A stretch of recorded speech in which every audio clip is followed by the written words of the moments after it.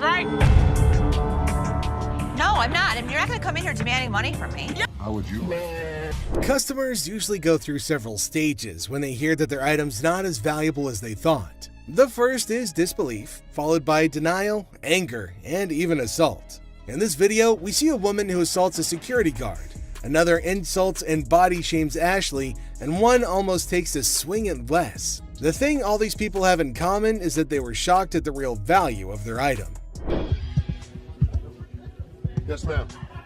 I was coming to pawn my ring because I have to pay my rent. It was due a couple weeks ago. Oh, okay. Why you keep looking at my ring like that is real? I mean, what, you want the studs on my lip or something? Pawning it. I'm not buying it. You're just pawning it.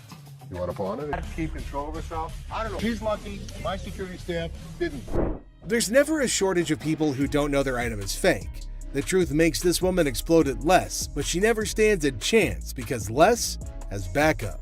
Hi. Hi, I'm Ashley. I'm Nana. Nana. I called up here and I got an estimated price and they told me that I could get $400 for these. You called up here and got an estimated price. Yeah. Who did you talk to? Nicole? Nicole. Over the phone. Yes, But ma'am. we don't see them over the phone. She's lying. Where Nikki at? Nikki. Nikki, Nicole. Well, which is it, Nicole or Nikki? Listen, it's real diamonds. All I know is I need my $400. All right.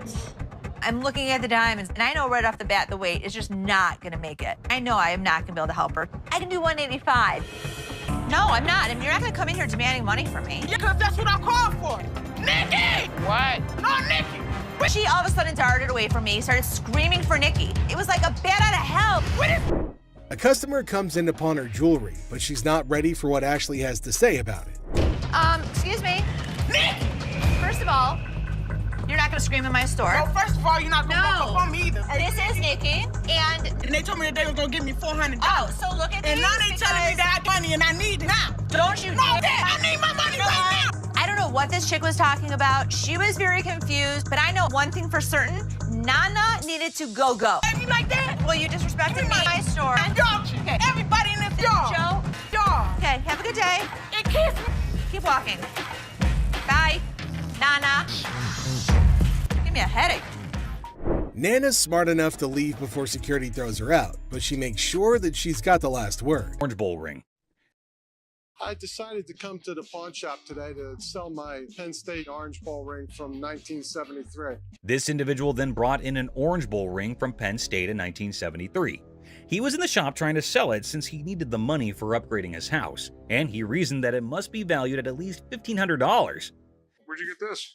You know, I went to Penn State and guy down the hall played on the team, and he needed some money, and I bought it back then. The seller claimed that one of the team members needed some cash and that the only thing he had was that ring. Thus, the man paid him the necessary funds and purchased this ring. You know, it was Jeff Clark. He didn't play too much, but he was an outside linebacker for the team. This particular ring belonged to a linebacker named Jeff Park, who was a member of the squad even though he didn't play much. What are you looking to get out of it? I'd like to get $1,500. Okay. Just as he previously stated, the man wanted $1,500, but Rick needed to examine the situation more carefully before making any moves to get the ring. It was then that he discovered that the ring had a problem.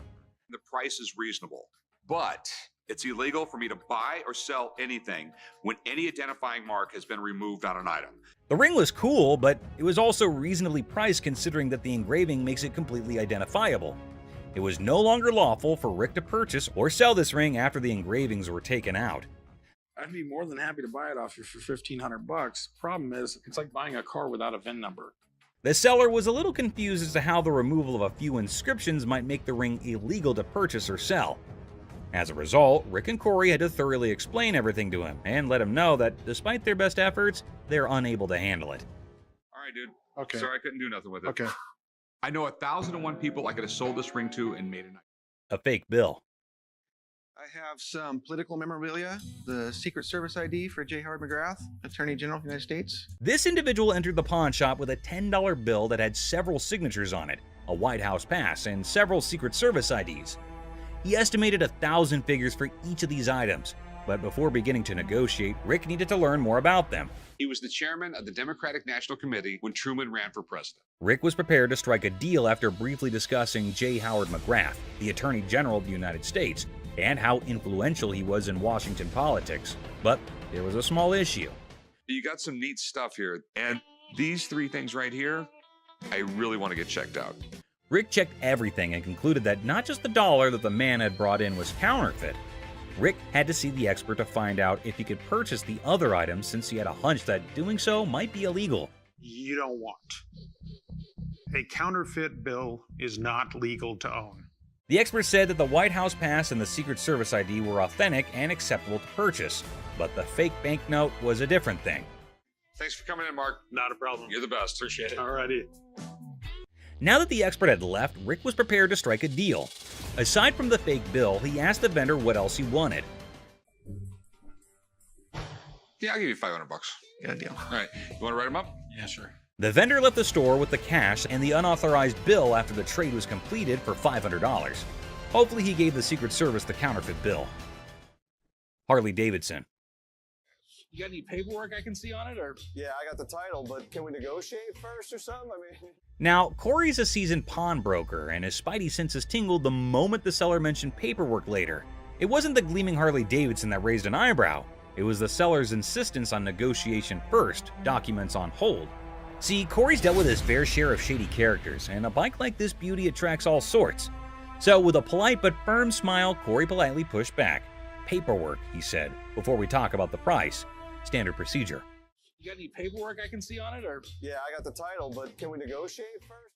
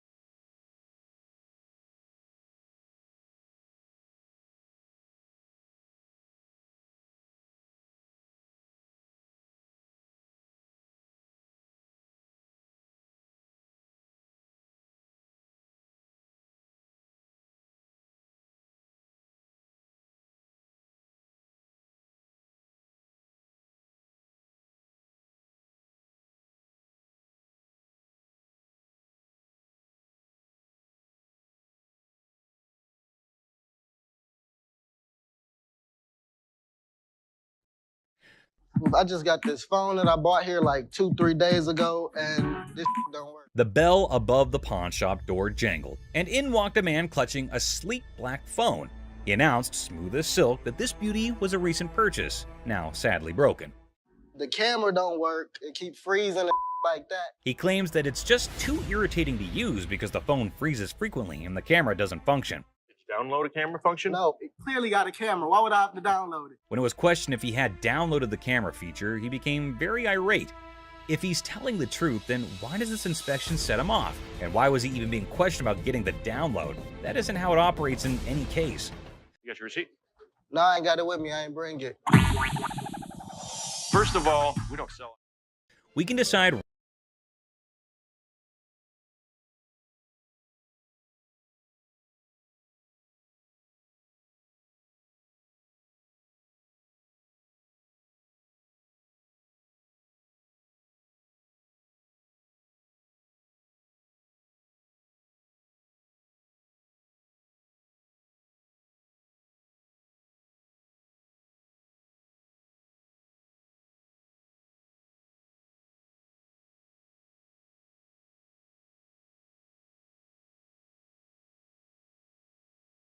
other phone.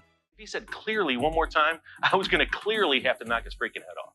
We're all aware that Rich needs the receipt. You, my man, are not. Who sold the phone to you in the first place? Somebody. He here. When questioned who exactly had sold him the phone in any case, he quickly pointed at any random employee. But we haven't had one of those up for sale since I've been here in 6 months. I mean, I just seen you in 2 weeks. Furthermore, it appears that the youngster he pointed at didn't know why he was being called for. Thank you very much. I appreciate you coming on over here. You can go back to selling that computer. All Rich knows is that it's an iPhone, but he's more irritated by something else. What's more, clearly it was working out. Can you go show him how it works? Take a picture out in the parking lot. And then, like a burst dam, the story spills out. The phone wasn't his. The purchase was a shady deal in a back alley. The frustration wasn't with the camera, it was with the consequences. The cold sweat of a gamble gone wrong. With a sigh, Rich ushers in the man and his broken phone out of the shop. The heavy silence echoing their unspoken pact. The truth had been told, the game was over. That's all for our video. We hope you liked it. Please comment, like, and subscribe. Don't forget to hit the notification bell for more videos like this. Share it with your family and friends. See you next time. Con artist. Buckle up for this one. An overconfident individual walks in claiming to have big cash to buy something. His grand entrance sets the tone for this bizarre encounter. Let me see this one right here. This one right here. That's platinum. Yeah, I like that one. Oh, now this is real nice right here. I think I could look good when I go out with this. That one's sharp. How much is this one right here? $5.99. Hold down, baby.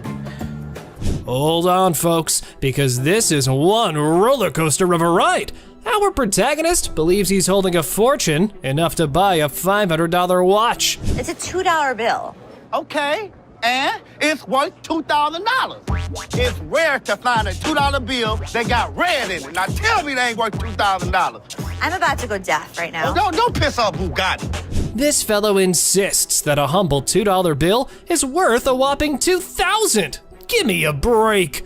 This dude better be on drugs for this to make sense. So you wanna ball my $2 bill up? You know what? I'm gonna tell you something. Okay. You owe bologna sandwich. Y'all ain't got no money. You know what I'm saying? Have a good day.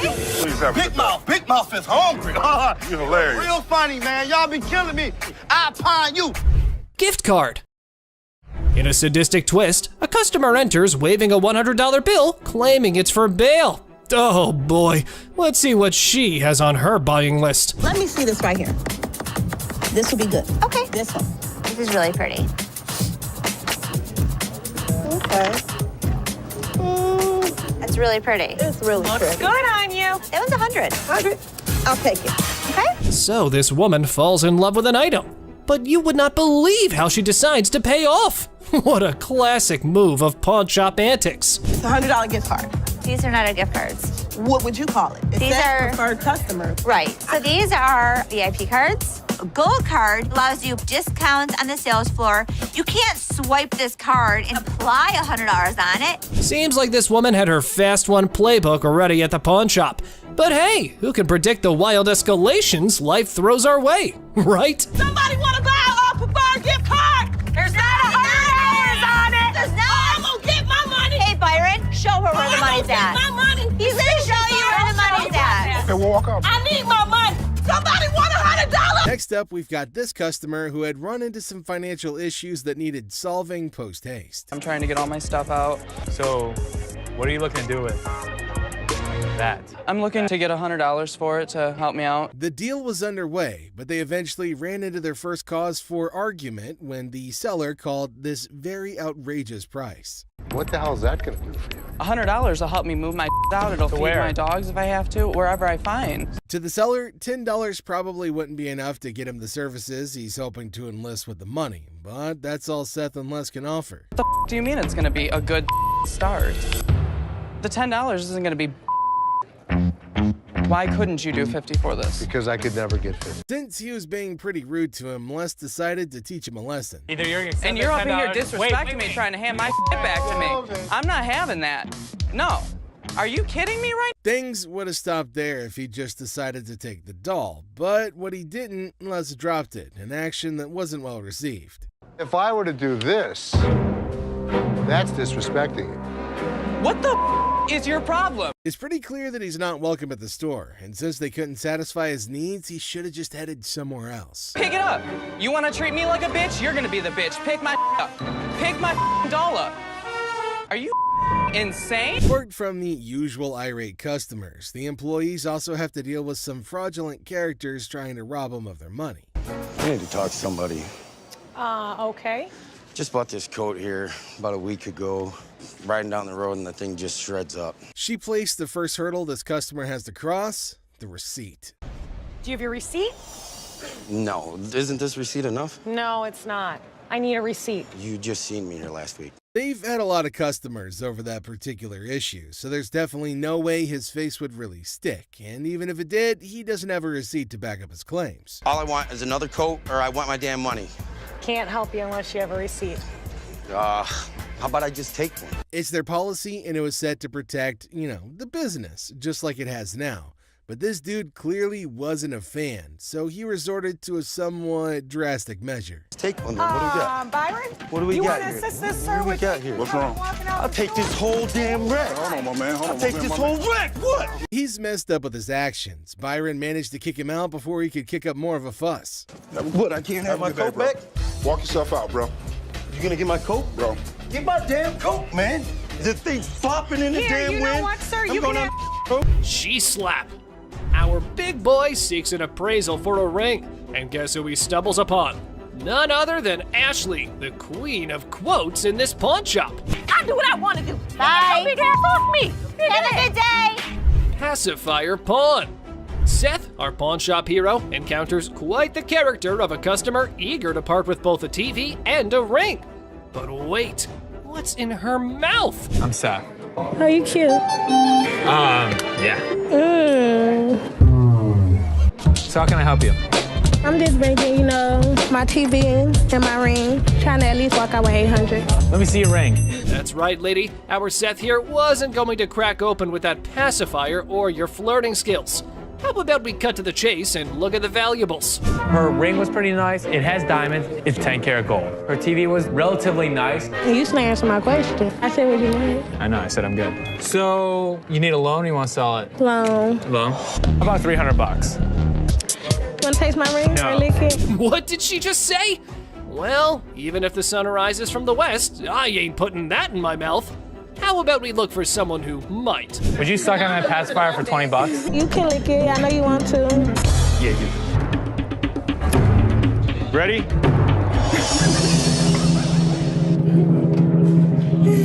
These ladies were trying to pawn a set of diamond earrings for a party they were going to host later. These earrings I'm trying to pawn.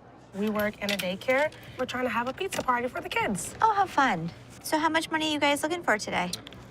300. The amount they asked for had Ashley reeling back and looking like she was constipated, but it's their business, not hers. For a pizza party? Yeah. Yeah, we're gonna do cupcakes, games, giveaways, gift bags, all that. In true pawn store fashion, Ashley reveals she won't be handing the exact amount they were hoping for. Okay. How much are we looking at? Yeah, how much?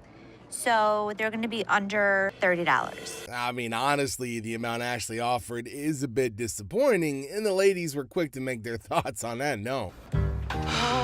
We're gonna need more than that. That's not enough. This would definitely take care of a couple pizzas. I don't think you're hearing us. Then, to add insult to injury, the ladies treated Ashley the same way they would treat a kid. Did you have any breakfast today? a little cranky. I think I have some crackers in my purse. Oh, okay. I can't give you $300. Ashley has never been one to take any form of disrespect lying down. And since they decided to disrespect her instead of having a civil conversation, Ashley had no choice but to have them tossed out. Oh, it's the boy on the playground. This your friend? You're calling him to play us out? Boy on the playground. Right. We out of here. Have a nice day, ladies. We've heard of getting rings to commemorate relationships and friendships. Well, this lady decided she wanted to turn things on their head. I'm looking for possibly some jewelry, a ring preferably. A ring? Engagement? No, I heard that they also symbolize like your commitment to yourself, singledom. So singledom, yes. Ashley immediately carted out all the rings she could that would be befitting that purpose, but the lady felt they were too expensive. With round diamonds on the side, set in 14 karat, and that one's $675. I like it. But, I mean, I don't think this ring is worth And here comes the part where she tries to haggle on the price. $450. Let's see how serious you are. $500. $425. You just said $450. Well, if you're willing to go to $5, that means you're willing to go lower. That's just a really weird way of reasoning, right? Like, if she knew she wanted to cut that much off, she should have just said so from the jump. I didn't ask you what you do in Michigan. I asked you how much you wanted for the ring. I gave you a price. $425 is what I want to pay. It's honestly not that hard to figure out why she's single. It's most definitely her freaking attitude. Unless you have one that I'm unaware of, I want a man now. That's what I want to Oh, that's talk the only to. people you deal with? Yeah, it is. So do you have a penis? If so, whip it out and I'll deal with you. She's probably been just getting away with a lot of things due to her looks, but unfortunately for her, she ran into Ashley, who don't give a what. You ain't gotta touch me. You're crazy. Am I? You are. Jealous ass bitch. Wish you look like me. Shove it, bitch. Where the sun don't shine, where your man don't want to even. This angry lady just came barging in, causing a scene as she screamed at the top of her lungs. $318 for this. Can I get some help? Is there anybody that can help me? What? Can you help me? Getting a defective item is definitely something to get pissed off about, but she didn't really have to go on yelling like that, man. It's not gonna help her solve her problem. You the manager? Do something about it. You're standing here looking at me like you're stupid. First of all, calm yourself down. From complaining about a broken generator to soliciting Joe, kind of makes you wonder exactly what's wrong with this woman. What happened? Oh, this is the nice ass guy that gave me the broke generator. That's what happened. You remember that? Yeah, look at the receipt. There it is. Seth claims he's never even met the lady before, so why is she pointing him out as the one who sold her the generator? All right, come on. No, come on, where we going? I want it. Yeah, give me my receipt. Ass. Come on. Well, since they weren't getting anywhere with this psycho, they decided to make her leave the store instead. When customers come in ranting and raving, we have to get them out of the store as quickly as possible. Yeah, I know. This customer got himself into a very horrible mess when he brought in a ring for appraisal. Look, go. This woman is the perfect example of noble intentions but really terrible execution. Trying to get my son into a technical high school. Ooh. I know it's ugly, but it's No, I didn't say it was ugly. Ashley asked for the price she was hoping to sell the item for. Like $175. I can do 75 for you if that will help you. Being a frequent customer, the woman's entitled to a few privileges that could help bump the numbers up. I can get it for you for the same amount that you've had it in for. What was that? You had it in for 100. But I need 150. I know, but I can't give you 150. Now, it's admirable if she's been patronizing their business for that long, but that doesn't mean she's entitled to get her way. Everybody what they want. Well, if you had something As a patron that's been patronizing since '97. Are you done? No, I'm not done. Okay. Do you want the 100? No. After a really long minute of getting insults hurled at her person, Ashley knew she'd had enough of that crap. Are you a lady or are you a child? I don't give a what I am. What the hell are you with your wrinkled-eyed ass? Any attempt to calm her down just ended up falling on deaf ears, so she got herself kicked out. And don't think that you won't, because all I got to do is make a phone call. You know what? Wait. Get out. I'm not going out of here. Get out. Put me up. Put out. And so the trouble continues. This lady established her position as a troublemaker the moment she walked into the store. What's wrong with this place? Who do I talk to around here? Can I help you? Yeah, you sure can. It's always been part of their policy to never hand over refunds to customers. All they could do is give them store credit or hand over something else of equal value. This right here. Okay. So you want a cash refund, you said? Yes, I did. Okay. It says no cash refund. For a native English speaker, this lady seemed pretty clueless about the meaning of those words printed boldly on her ticket. So here's your option. You have 30 days to make payments. I don't want to make no payments. This is a bull. I just want my refund. Can I get my damn refund? In an attempt to insult Ashley, she made some really odd noises that would probably be reminiscent of what you'd think of a raptor sounds like. I want to hear it. I can get loud just like you and make a scene if you want. Or you can act like a lady. The customer is always right. Well, after that freaking weird display, it was pretty clear that this lady was in fact not in the right state of mind. I ain't going nowhere now. Damn. Next up is a lady who came into the store to retrieve her ring, which had been pawned secretly by her husband. Bum bum bum. Hi, manager. That's me. How can I help you? My wedding ring that's $5,000, you guys have it. I want it back. She explained the issue at hand to Ashley, hoping she could at least work something out with her after. There's a pawn slip from you guys. I put it back in his wallet. So your husband stole your wedding ring? Yes. Her intentions were noble, but there's just no way she's gonna be walking out of the store with the ring without the ticket. I want my ring. Can Okay, you so get let in me- the computer Okay, so and let look me up the name, okay, tell me how so- much I owe you, and give me my That's all I want. And she just had to go and piss Ashley off. Now that's not gonna help her case in any way, shape, or form. That's all I want is my ring.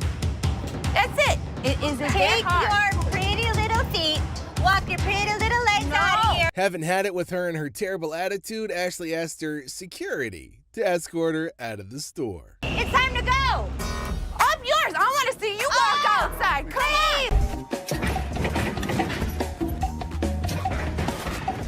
on. Our friend Penny rolls in with a rare 83 T-top Cutlass, lowrider frames, and a fully customized beauty. Whoa, whoa, whoa! This is the stuff dreams are made of.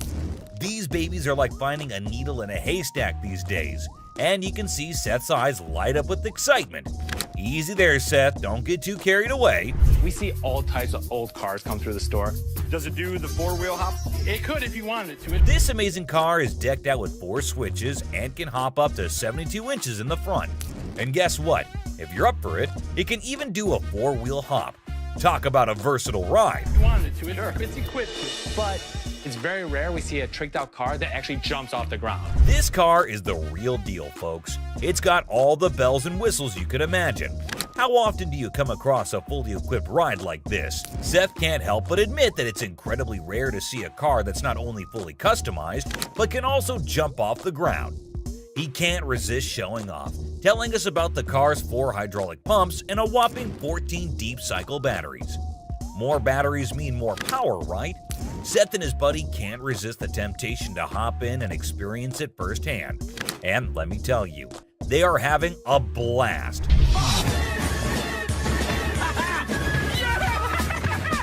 Now, Seth really wants this car, but he wants it at the right price. Penny, on the other hand, is hoping to fetch $12,000 for it. Will Seth bite the bullet and make the deal? Well, here's the twist.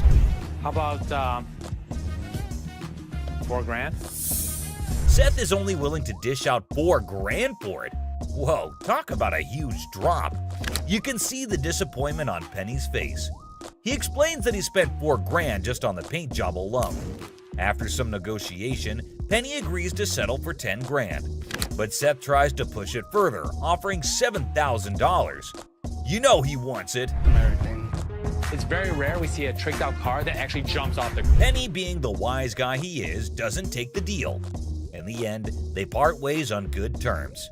Well, folks, let's hope Penny finds another buyer who's willing to meet his price for this fully customized car.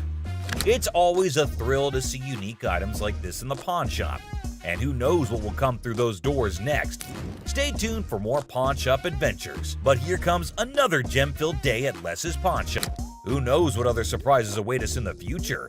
Stay tuned, folks, because the adventure at Les's Pawn Shop is far from over. Hold on to your seats because this next guy is about to unleash some of the rarest goodies on the market. 5, 6. Brace yourselves, Space Geeks, because this is gonna blow your mind. So this guy rolls up with a bunch of crates, and let me tell you, the anticipation is real. Got a couple things. I have some Star Trek things, and I also have things from NASA. He's got some seriously cool stuff from the Star Trek universe, and even NASA. I mean, come on, that's pretty awesome. It's clear that this dude is a space enthusiast through and through, and his collection is off the charts. Honestly, it's a total flex. Like, seriously, you gotta take a look at this thing. This is all the kind of stuff that you're into. Now, here's the kicker. Ashley confesses that she and her brother aren't exactly die-hard Star Trek fans. But guess what?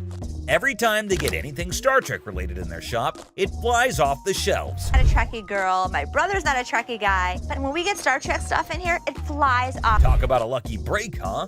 This guy managed to gather all these valuable items from various Star Trek conventions across the country, thanks to his gig as a truck driver. Talk about dedication to the cause. But wait, it gets even better. He pulls out this kit from Paramount Studios, which is a seriously impressive piece in his collection. To give to radio station to run ads for the show. It's an authentic set that was sent to a TV executive when Deep Space Nine first hit the screens. Now that's some next level stuff right there. You can't help but appreciate the sheer coolness of it all. Here's the catch though. All this awesomeness comes at a price, and Seth, our shop owner, is taken aback by the asking price. This was $1,000? Yes. Wow. $1,000? Yes. Why? Why is that so Because much it's money? custom built and it all lights up and works. The guy wants a whopping $1,200 for everything, unless ever the savvy negotiator tries to bring it down to $700. It seems like a stalemate, but Fear not, because Ashley steps in with her clever thinking. After some intense back and forth, Ashley manages to strike a deal. 7,800. She works her magic and secures all these incredible items for just $800. Can you believe it? Talk about a happy ending. Everyone walks away satisfied. The customer gets a fair price, and our shop owners have some killer new additions to their inventory. Who knew that a truck driver with a passion for Star Trek could bring so much excitement to our little shop? It just goes to show you never know what surprises are waiting around the corner. I kid you not. This next guy just pulled up with a true gem. Checker taxi cab. I don't know about the original miles.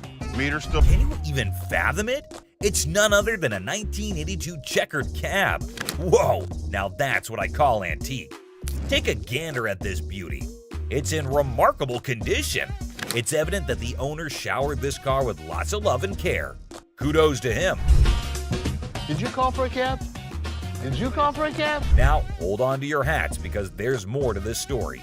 Our daring duo, Les and Seth, decided to peek under the hood. Lo and behold, their jaws dropped. Look at that thing purr.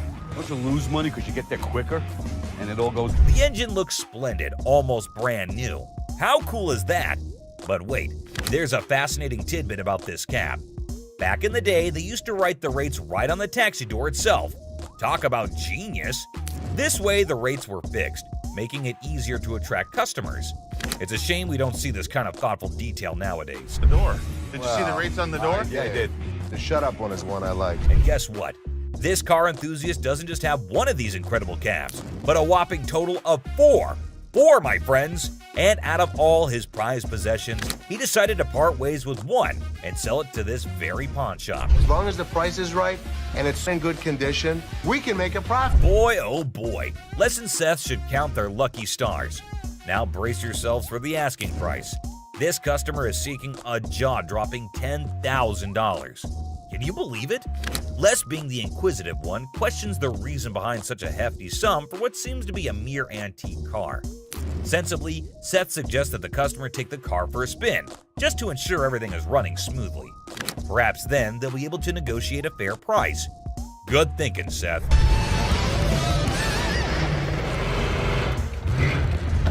Les, ever the insightful one, recognizes that this is not just any ordinary car. It's a masterpiece, a truly unique item. Plus, considering its excellent condition, they can actually turn a profit from it.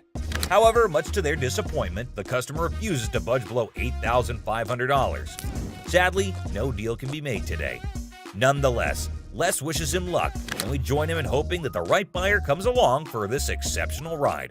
Fingers crossed. Up, we've got this episode where a heavily muscled individual made his way over to meet Les to complain about equipment he got from the store that got busted. Somebody bought this. This piece of junk I bought in here just a couple days ago don't work now. It's broken. What is it? Little ab lounger I bought here, man. Workout. In the midst of the pawn shop's hustle, a burly customer approaches Les with a complaint. He's upset about a busted piece of exercise equipment, an AB lounger purchased just days ago. Les, sticking to the store policy, explains that they can only provide an exchange, not a cash refund. Tensions rise as the customer vehemently rejects the idea of an exchange, demanding his money back. He can only hand over another item in place of the faulty one. If you had the receipt, I could give you an exchange. I could give you something. I don't want an exchange because it's probably going to be some again. How about you just get my money? As the disagreement escalates, the customer insists on a cash refund, dismissing the option of another item.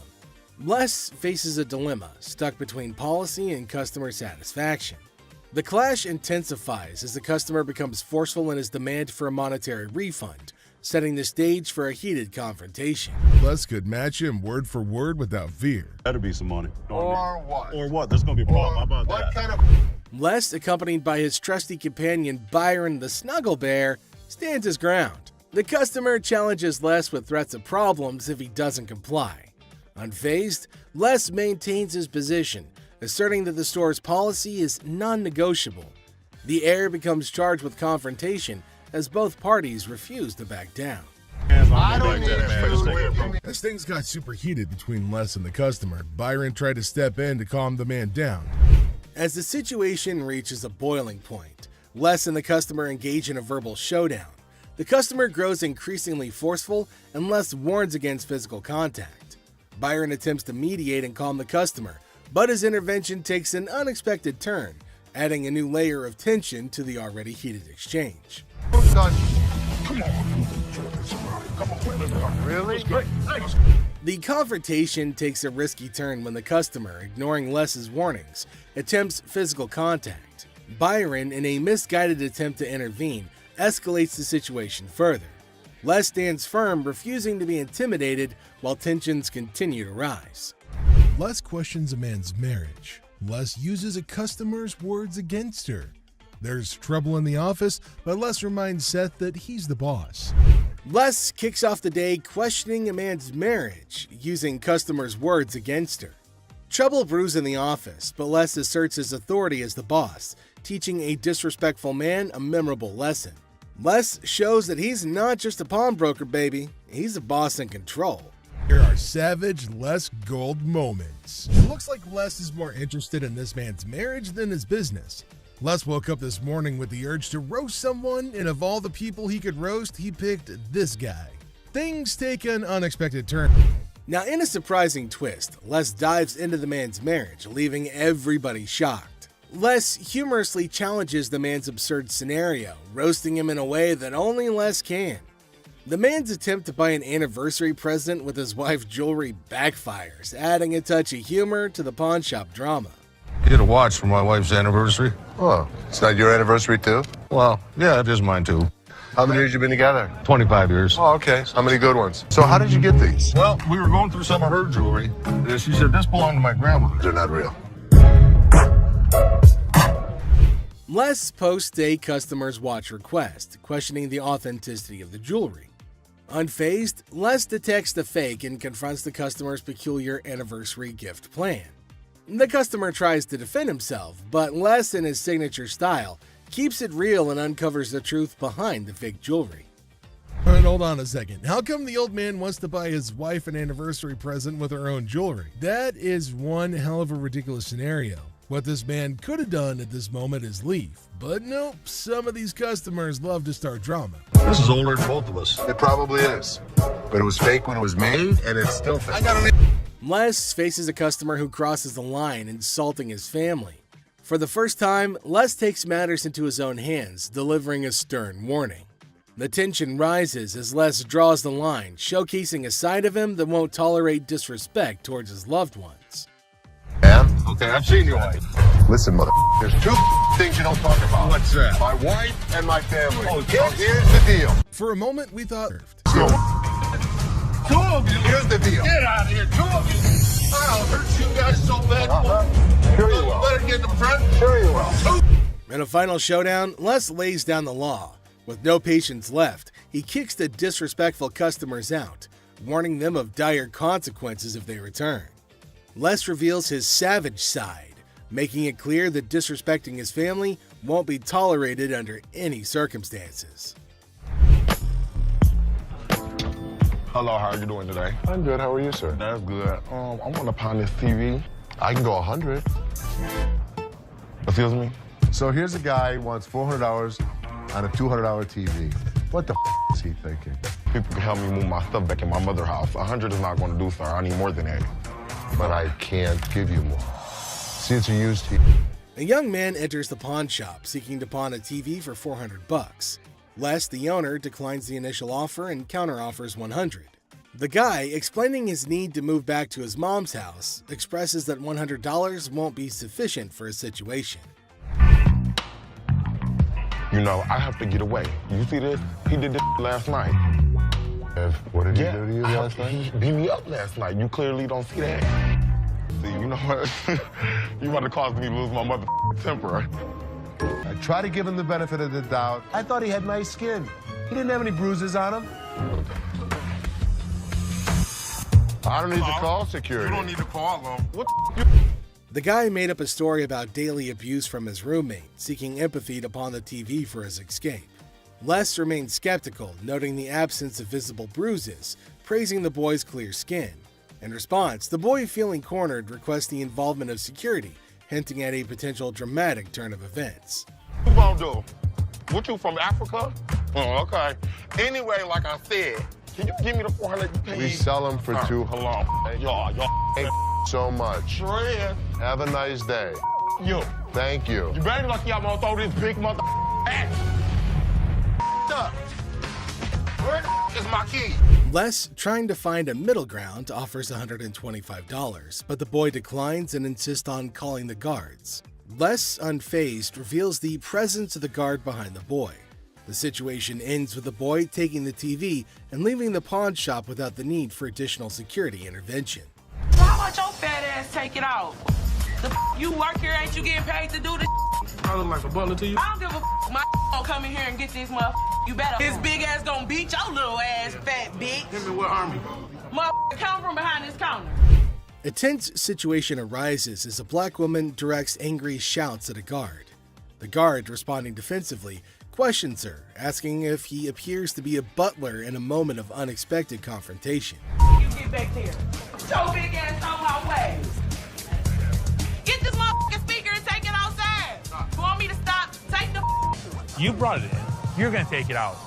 So take it out. I'm not picking that up Then and you're taking it leaving it outside. Y'all can get your old ass Take out. your ass out of here. I'm What's your bitch ass out of here, y'all. You're not going to come in threatening my employees. Who gonna bring it outside? Despite Seth's efforts to intervene, the black woman continues her relentless shouting. Even another guard struggles to remove her. Suddenly, she notices Les, the owner, standing behind her. In an unexpected turn, she bursts into laughter and mockingly tells Les to leave. Yo, big ass, you can grab that bitch too, ogre. Motherfucking big ass, shrink ass, following behind me. We will give you the respect and the decency you deserve, but when you're threatening my family, we throw you out of here. Bitches, for life.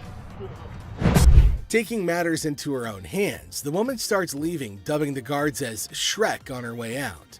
The situation takes an unexpected and humorous turn as she adds a touch of sass to her departure. Let's take a look at it. All right. I'm here with my man, and we got in a big argument, and he left me, so I need to He get left back you home. here? To Hawaii. Oh, really? Where about? Honolulu. Oh, okay. Got a ride from my cousin, so you gotta hurry up. There came a woman at Ashley's counter to sell her chain. Now Ashley's looking at her chain to see whether it's worthy enough or not. She's asking Ashley to hurry up as she has to leave earlier as her spouse has left her alone here. Really? Okay, how much did you need? I was just trying to knot this for you to be nice, but... 600. What about that? I got this from one of my aunts in Africa. This is $600. Oh, do you know what it is? It's actually a Tahitian pearl. No, this is from Africa. This is an African pearl. Ashley asked her how much she wanted for her jewelry. Now the woman said $600, which is a lot more than Ashley was willing to spend, since Ashley said that it's not an African stone, but the woman was arguing that it was. 600. My ticket cost $600. That's how much I need. Do you have anything else? No. Excuse me? No. Ashley told her that they're not African pearls, so it's not worth $600, but far less. It was at this point that the woman started acting rude. Ashley got shocked at her stupidity and rude behavior. Eventually, she started behaving really bad as Ashley got angrier. What's gonna happen next? 600 or not? You can't get 600 on this. Okay. And also, don't call me a bitch. So you mean to tell me that this ain't worth a mother thing?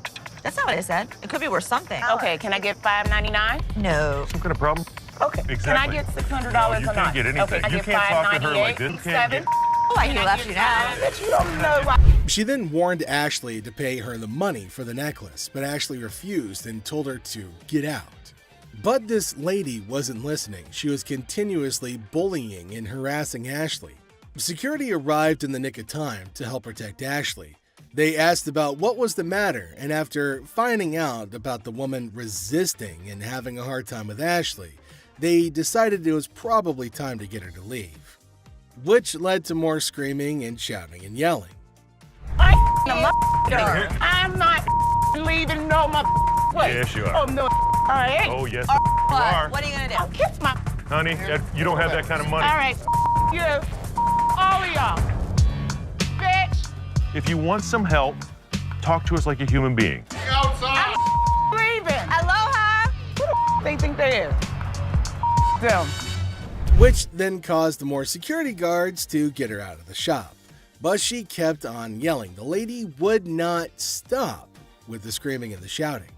Some jewelry for my daughter. Her birthday's in like 2 weeks. For sure. How old is she gonna be? She's gonna be 12. She's gonna be 12. Yep. Do you want a Kleenex? I've got allergies, man. I itch like super bad.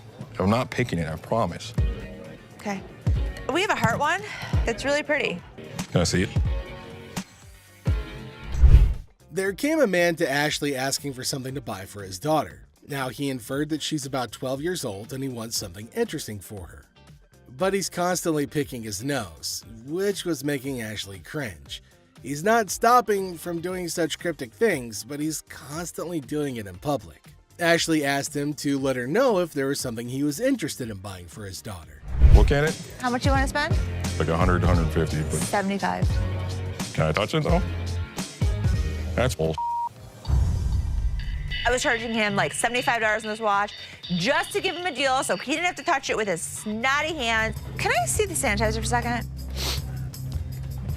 Now, the man selected a watch, but Ashley didn't want him to touch anything with his dirty hands. She asked him about his range and he said he wants something under $100, and the watch was $75. The man didn't agree to buy it. Now Ashley's just getting furious over his silliness. I'm gonna use sanitizer. Why don't you guys go yourself? I don't even care about the sale anymore. I just want him out of here. Ashley asked him to use sanitizer before touching anything in the shop, but he refused. Now this is going to be a very serious problem. They're probably going to have a fight. Ashley got angry and asked him to leave despite no deal. She just wanted him gone. She didn't care for the deal or profit, but just getting him out of the shop. Well, then came the guards who made sure that he left, and Ashley used sanitizer everywhere on everything that he put his hands on. Well, that's it for today, everybody. Thanks for being part of the Hardcore Pawn adventure with us. We hope you like the drama and the surprises. Stay tuned for more pawn shop stories. See you next time. Hi. Hello, how are you? Good, how are you? I'm well. I'm here today. I want to pawn my computer. I'm trying to get my son into a technical high school. I know it's ugly, but it's No, I didn't say it was ugly. How much you looking to get? Like 175. Oh, that's not enough. I really wish you could give me like 150. Have you ever had it in pawn before? Yeah, I'm a gold card member. Get it for you for the same amount that you've had it in for. What was that? Do you consider the fact that I've been patronizing this business since '97? I really appreciate you're not giving me what I want. Well, I don't give everybody what they want. 7. Are you done? No, I'm not done. Do you want the 100? No, I don't. Okay, then goodbye. This customer walks in with a laptop at a price that just won't cut it. Ashley knows this one's gonna have to go. What do you mean goodbye? You can walk out the store. I can. But am I gonna walk out? You will. Who's gonna make me? I want to see somebody make me leave up out of this and giving me what I want. I don't give everybody what they want. 150. Well, if you have As something a patron that's been patron since '97. No, I'm not done. I want to see somebody make me leave up out of this. Are you a lady or are you a child? I don't give what I am. And don't think that you won't. Because all I got to do is make a phone call. You know what? Get out. I'm not going out of here. Get out. Me out. Don't touch me. Touch me. Get out of my store now. I've been patronizing this business since '97. You have an English degree, right? No, I don't. Despite Ashley's efforts to help her, the woman goes ballistic. Felix, the security guard, escorts the woman out, but she doesn't go quietly. I was coming in to try and get like $1,500 for this. Okay. I'm trying to get my baby daddy out of jail, and I've been really trying to work things out with us. I love him dearly. I was his first phone call, so that lets me know that he loves me. Huh? No, not $50. I want $1,500 I'm sorry, for I these. can't help you with that. I said. I don't care what you said. I said I want $1,500. I'm not giving you $1,500. $1,500. I am not giving you. To get my man out, okay? I want $1,500. What part of that you ain't understanding? You need a hug. No, don't give me no damn hug. Oh, you need a hug. I don't want no damn hug. Get off of me. Good day, baby. I don't want no hug from you. The woman comes in to trade baseball cards. However, the only thing she manages to do was initiate a shouting match with Ashley. This one is put out the door fast. How are you? I'm doing okay. What can I help you with? Either trying to get a loan on it or you guys can buy it. Trying to sell it for maybe like $150. It's $50. This thing costs way more than this. Okay, but I'm not going to pay you for the amount that you think it's worth because it's stained. This is not one of the newer ones. This is not this season. I know about purses. But you still willing to buy for $50 though. So if it wasn't worth, why would you even say $50? So they didn't say it wasn't all. Can I talk to somebody else? Why do I have to talk to you? Because You disrespectful. I'm disrespectful and you call me a pepperoni. You're not the owner. The owner is the other man. You must have. How you get here? To the top. Customers are just shocked when they're told the real value of their item, but this customer's just straight up disrespectful. Shop experience, folks. Next up, just another regular day at the pawn shop. People coming and going. Some happy, some not so much. $100. Hold on, bro. Hold on. Let me prove my point. Now here's a guy who walks in hoping to get a loan of $100 for his gold chain. And you know what? The receptionist happily agrees. Loan approved, right? How much would you like? $100. Okay. I can do the $100. Well, hold your horses, because this is where things go haywire. This customer seems all polite and even hands over his ID for verification. But then he brings up this 20% business, as it's written on the sign right there. The receptionist is completely lost, and the customer starts explaining how he should get 20% added to the $100 loan, making it $120. Put my 20%, right? What 20%, sir? The sign right here say I get 20%. But the poor receptionist has no clue what he's talking about. Politeness goes out the window, folks. The man's anger instantly flares up when he realizes the receptionist is clueless. He asks her if she's ever seen the sign in her life, and boy does he point it out right in front of the shop. Talk about intense. Sir, I don't know what you're talking about. Is you serious? Yes, sir. Ma'am, you ain't never seen the sign? Now, this angry customer won't let it go. His voice keeps getting louder, drawing everyone's attention in the shop. I'm supposed to get 20%. You said you gonna give me 100. I get 20% of 100. We see as the bodyguard's on alert, and even Seth, the boss, steps out of his office to see what the commotion is all about. The man keeps angrily repeating that he's supposed to get that 20% with $100. When the receptionist refuses to budge, he demands to see the manager. Seth steps up and asks the customer to read the sign again.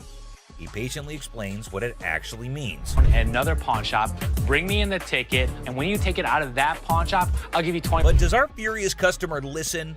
No way. He's sticking to his guns, dead set on his demands. He even goes back and snatches the sign to show it to the receptionist and Seth. You can practically feel the tension, folks. If Seth wasn't behind that glass, this guy might have thrown a punch.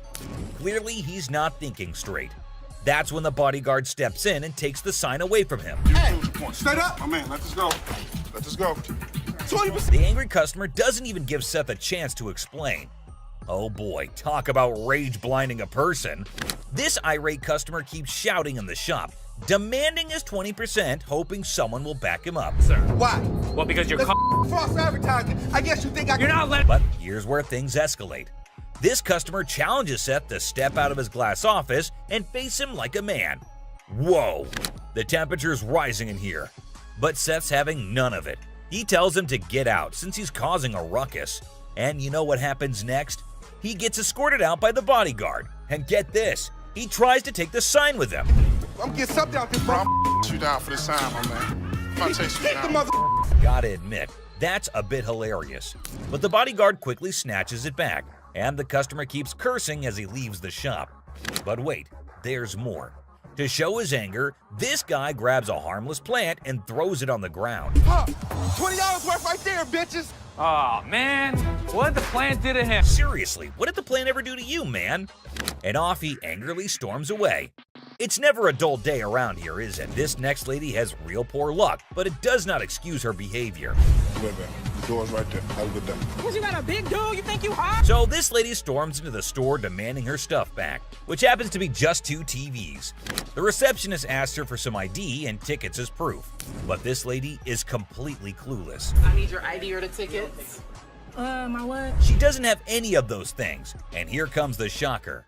Her boyfriend pawned off her belongings. Can you believe it? Now she wants them back, and it's a pretty messed up situation to be honest. She explains to the receptionist that she can't provide the required documents because her no-good boyfriend isn't even around anymore. He left her high and dry. Ouch, that's gotta hurt. Now Ashley, who overhears the whole thing, initially sympathizes with this poor girl. But hold up, that sympathy doesn't last for long, and for good reason. I feel terrible for her, but I can't help her without her ticket. This customer suddenly loses her mind, like all the anger in the world has consumed her. And guess what she does next? Brace yourselves, people. She starts yelling and banging on the glass window, demanding her precious TV. Don't bang on my window! Seriously, that's not how you get things done. Even if someone is trying to help you, no one will tolerate that kind of behavior. Ashley, understandably furious, tells her to back off. The situation gets so heated that Ashley has to step out of the room to confront this unruly customer. And guess what? This lady has the audacity to threaten Ashley. Well, Ashley isn't one to back down, so she tells her to get the heck out of the shop. This customer is beyond crazy, I tell you.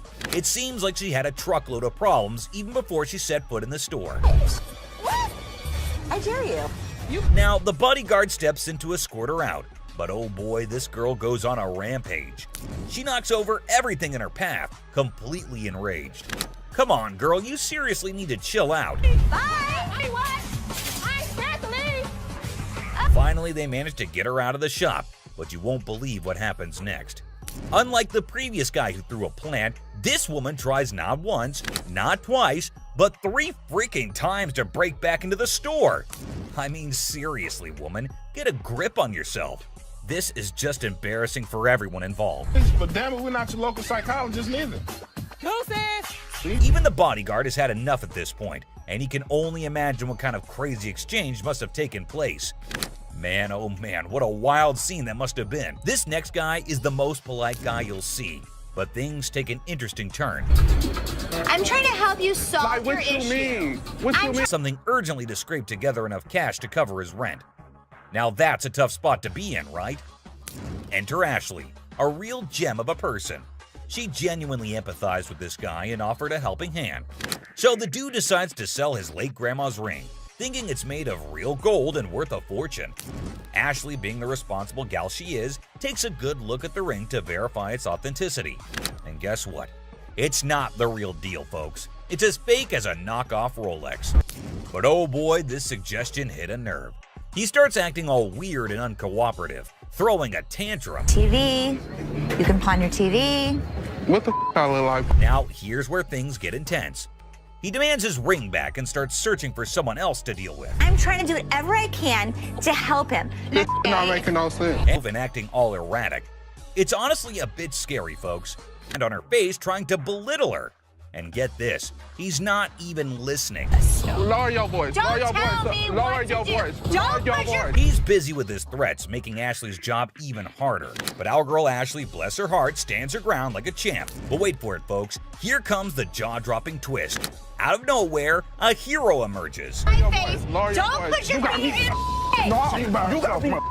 Seriously, what on earth did Ashley ever do to deserve this kind of treatment? It's downright mind-boggling, folks. That's right. No, I'm not. And you're not going to come in here demanding money from me. How would you? Customers usually go through several stages when they hear that their item's not as valuable as they thought. The first is disbelief, followed by denial, anger, and even assault. In this video, we see a woman who assaults a security guard. Another insults and body shames Ashley, and one almost takes a swing at Les. The thing all these people have in common is that they were shocked at the real value of their item. Yes, ma'am. I was coming to pawn my ring because I have to pay my rent. It was due a couple weeks ago. Oh, okay. Why you keep looking at my ring like that is real? I mean, what, you want the studs on my lip or something? Pawning it. I'm not buying it. You're just pawning it. You want to pawn it? Keep control of herself? I don't know. She's lucky. My security staff didn't. There's never a shortage of people who don't know their item is fake.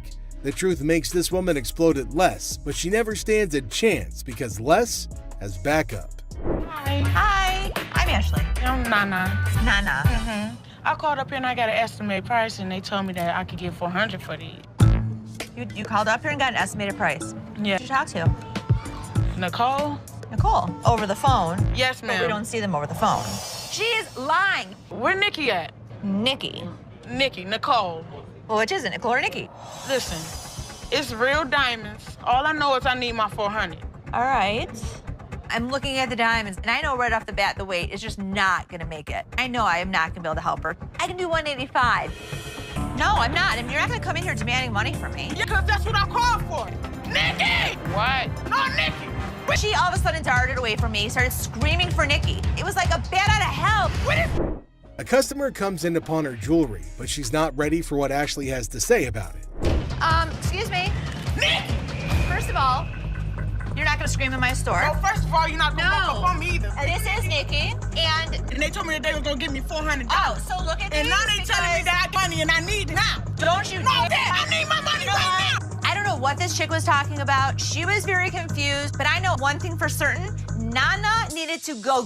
You like that? Well, you disrespected me in my store. Don't you? Okay. Everybody in this yard. Joe? Okay, have a good day. And kiss me. Keep walking. Bye. Nana. Give me a headache.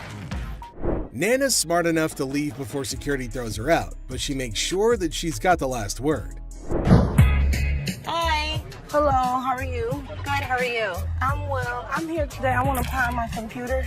I'm trying to get my son into a technical high school. I know it's ugly, but it's No, I didn't say it was ugly. How much you looking to get? Like 175. Oh, that's not enough. I really wish you could give me like 150. Have you ever had it in pop before? Yeah, I'm a gold card member. Get it for you for the same amount that you've had it in for. What was that? Do you consider the fact that I've been patronizing this business since '97? I really appreciate you're not giving me what I want. Well, I don't give everybody what they want. 157. You done? No, I'm not done. Okay. Do you want the 100? No, I don't. Okay, then goodbye. This customer walks in with a laptop and a price that just won't cut it. Ashley knows this one's gonna have to go. What do you mean goodbye? You can walk out the store. I can. But am I going to walk out? You will. Who's going to make me?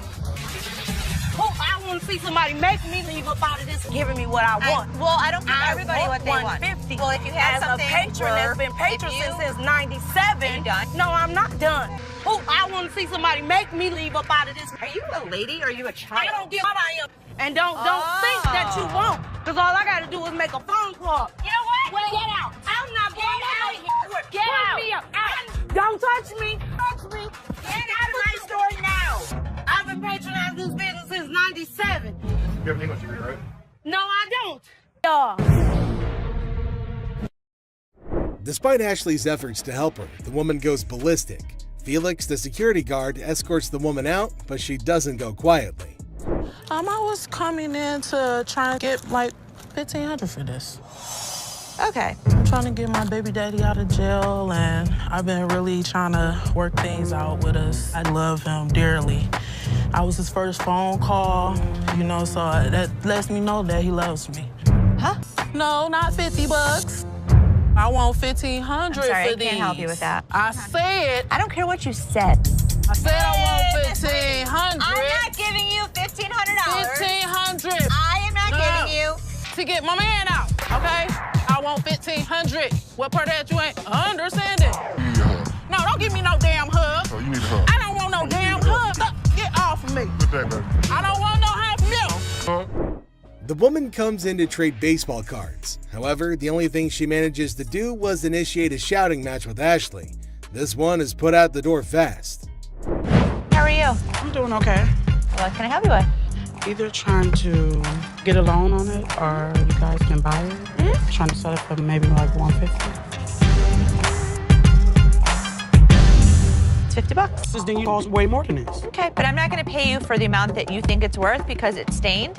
This is not one of the newer ones. This is not this season. I know about purses. But you still willing to buy for $50 though. So if it wasn't worth, why would you even say $50? So they didn't say it wasn't all. Can I talk to somebody else? Why do I have to talk to you? Because You I'm the disrespectful. manager. I'm disrespectful and you call me a pepperoni. You're not the owner. The owner is the other man. You must have. How you get here? To the top. Customers are just shocked when they're told the real value of their item, but this customer's just straight up disrespectful.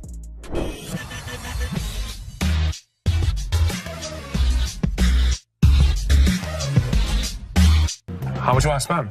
I got $70. I've seen them from $70 to $80 at other pawn shops. Yeah? With 2 games. But as long as you'd like. Does it come with a warranty? It comes with an as-is warranty. A PlayStation? I saw them for $100. What you gonna do? Oh no. The PlayStation's really hot stuff at the moment, but the customer who wants one is far from hot. He's mostly just hot-headed. I ain't been shot already. What? Ain't nothing here. You're just another door guy to me. Yeah. Throw it down. Throw it on $70. I ain't. Oh, you don't have it. Have a good day. Have a good day. Hey, what you think? What is all that about? What's all that about? No, this is my level. Beat your ass down here. Go on. Do it right here. You bitch.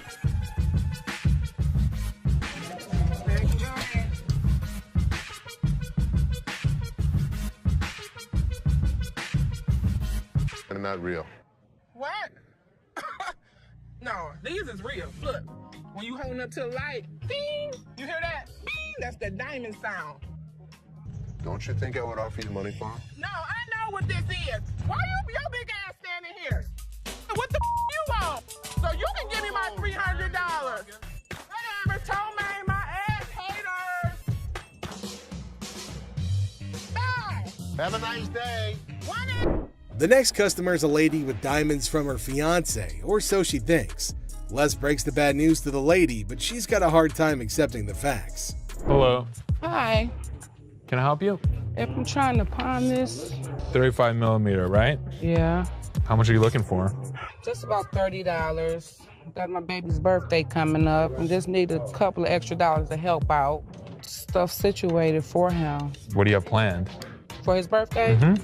A birthday party, you know, cake, ice cream. To try and get money from us. And the kid ratted her out saying, yeah, my birthday's in 2 months. There's a little bit of time you have before then to come back and hopefully have something of value. And I really would have appreciated any little thing that you could have gave me.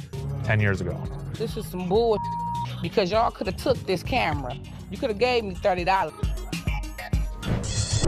The innocence of a child didn't allow this woman to cash in on her worthless camera. She was pretty shocked her lies didn't work on Seth. How are you? How are you today? Good. What you got? My bracelet on my phone. My baby daddy gave it to me. He would be so mad. Curtain tiebacks. What are you telling me? You know this isn't real. What do you mean it's not real? Well, it's a real bracelet.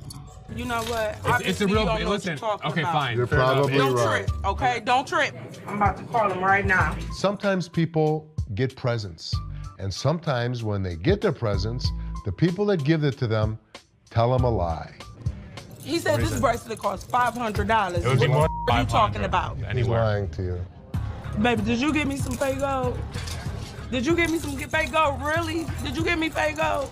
This ain't love, baby. You said you was gonna marry me one day. Okay. Have a very nice day. Thank you. Man, this.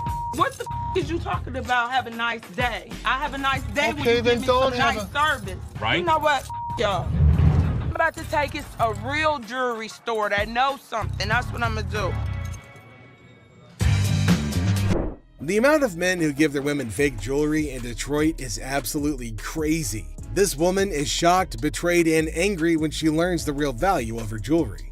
Hey, I was wondering what you could get me on a loan for the PS3. We're on a mission now, a real mission, to get my brother out of jail. All of a sudden, the cop just stopped us because one of our lights are off in the back of our brake. Bond is $300. I got $150, and now I'm here. Ended up with his brother trying to sell his video game system on his games and the controller. See what we could do with that. 95 suppose I get to 100 for you. 100, mama. I can't. 100. I normally would have given $80 on this game unit. I went $15 over, and that wasn't even good enough. But too bad I couldn't help her out because I wanted to help her. But I hope she can find the money. Two customers come into the pawn shop on a noble mission of freedom. However, Ashley lets them down easily, but at least they take it better than most customers in this video. Pawn shop because we, is in need of money. And we're trying to pawn this VCR and this TV. Okay, would you put it on there like that? You ain't seen no income. You wouldn't. Where's the income? You want to go to the You though. So what? I was ready for them to have a full-out brawl out there. Get your ass on somewhere. No, get your ass on, cocky ass. I tell all ladies and everything. Can I help you guys? Why are you guys fighting? I kicked it. But what he said, you know, it was offensive. What do you looking for on TV? Sell it. Actually, yeah, we gonna pawn this. No, the TV didn't get dropped. 20. It works. $20. All right, 20 will work. Hey, you can each get 10. Oh, you agree now? All right, just give it to this gentleman. We're gonna do this for 20. Let's go online, get your ticket, and get your cash. This is a general conversation. Okay, well, we still in a relationship, though. Tiffany, seriously, maybe you should go in the parking lot and You're just wait right. for him. You're right. I am gonna wait in the parking lot. Freckles really pretty. I like that. A chaotic couple barely makes it to the pawn shop before smashing one of their items in an argument. The couple is more sad than shocked that they've rendered their items worthless. Hi, how are you? I'm good. How about yourself? Doing all right. I've got a ring I want you to take a look at for me.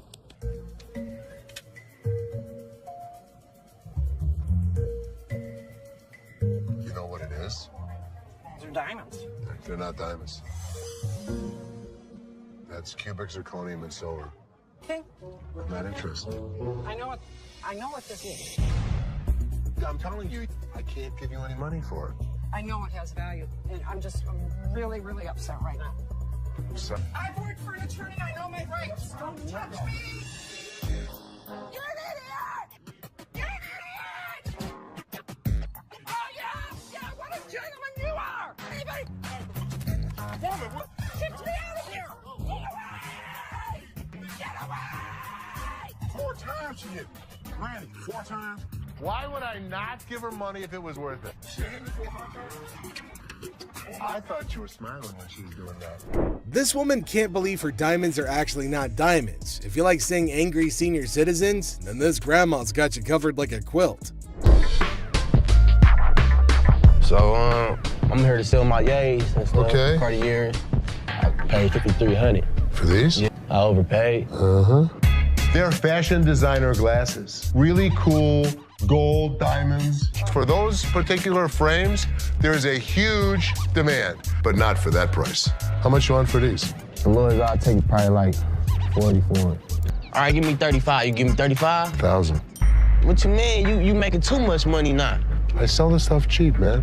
Look, I ain't pay 1,000 for these. I know feel you me? didn't. I can feel you. But you don't feel me, you know what I mean? I can feel you. You see how he talking? Talking like a kid and You don't know who the I am. Man, You don't know where the I was raised. Like and I you're just said, talking. Well, flat out, man. I ain't leaving, dog. Come on, baby. Young buck. What's up, baby? No, we out. You on that petty shit, dog. That petty ass money you offering. That's why ain't nobody with y'all. You feel me? I feel you. Les is offered a cool pair of glasses, but he knows they're not cool enough to be worth what the customer's asking. The customer doesn't take the news well at all. Welcome to the channel, guys. Okay. Oh my God. Get your hands off. Blurry-faced guy. We'll buy this and pawn this and that and give you $350 total. Get set for a crazy moment in this pawn shop. The shopkeeper and a customer are going at it in a big argument, trying to make a deal or who knows what. But wait for it. Out of the blue, 2 dudes in fancy clothes with blurry faces bust in like old school detectives. The shopkeeper's scratching his head, clueless, but here's the kicker. Those blurry-faced guys are undercover detectives on a secret mission. It's like a scene straight out of a comedy movie. The detectives have arrived. I need to tell them what's been happening and show them the evidence. Hold on to your laughter because this is pure comedy chaos.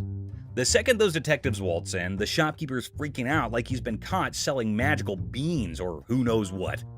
These detectives are all business, channeling serious Sherlock vibes after an espresso overdose. They're tearing through the shop like treasure hunters on a caffeine high, checking random stuff and maybe on the hunt for hidden treasures.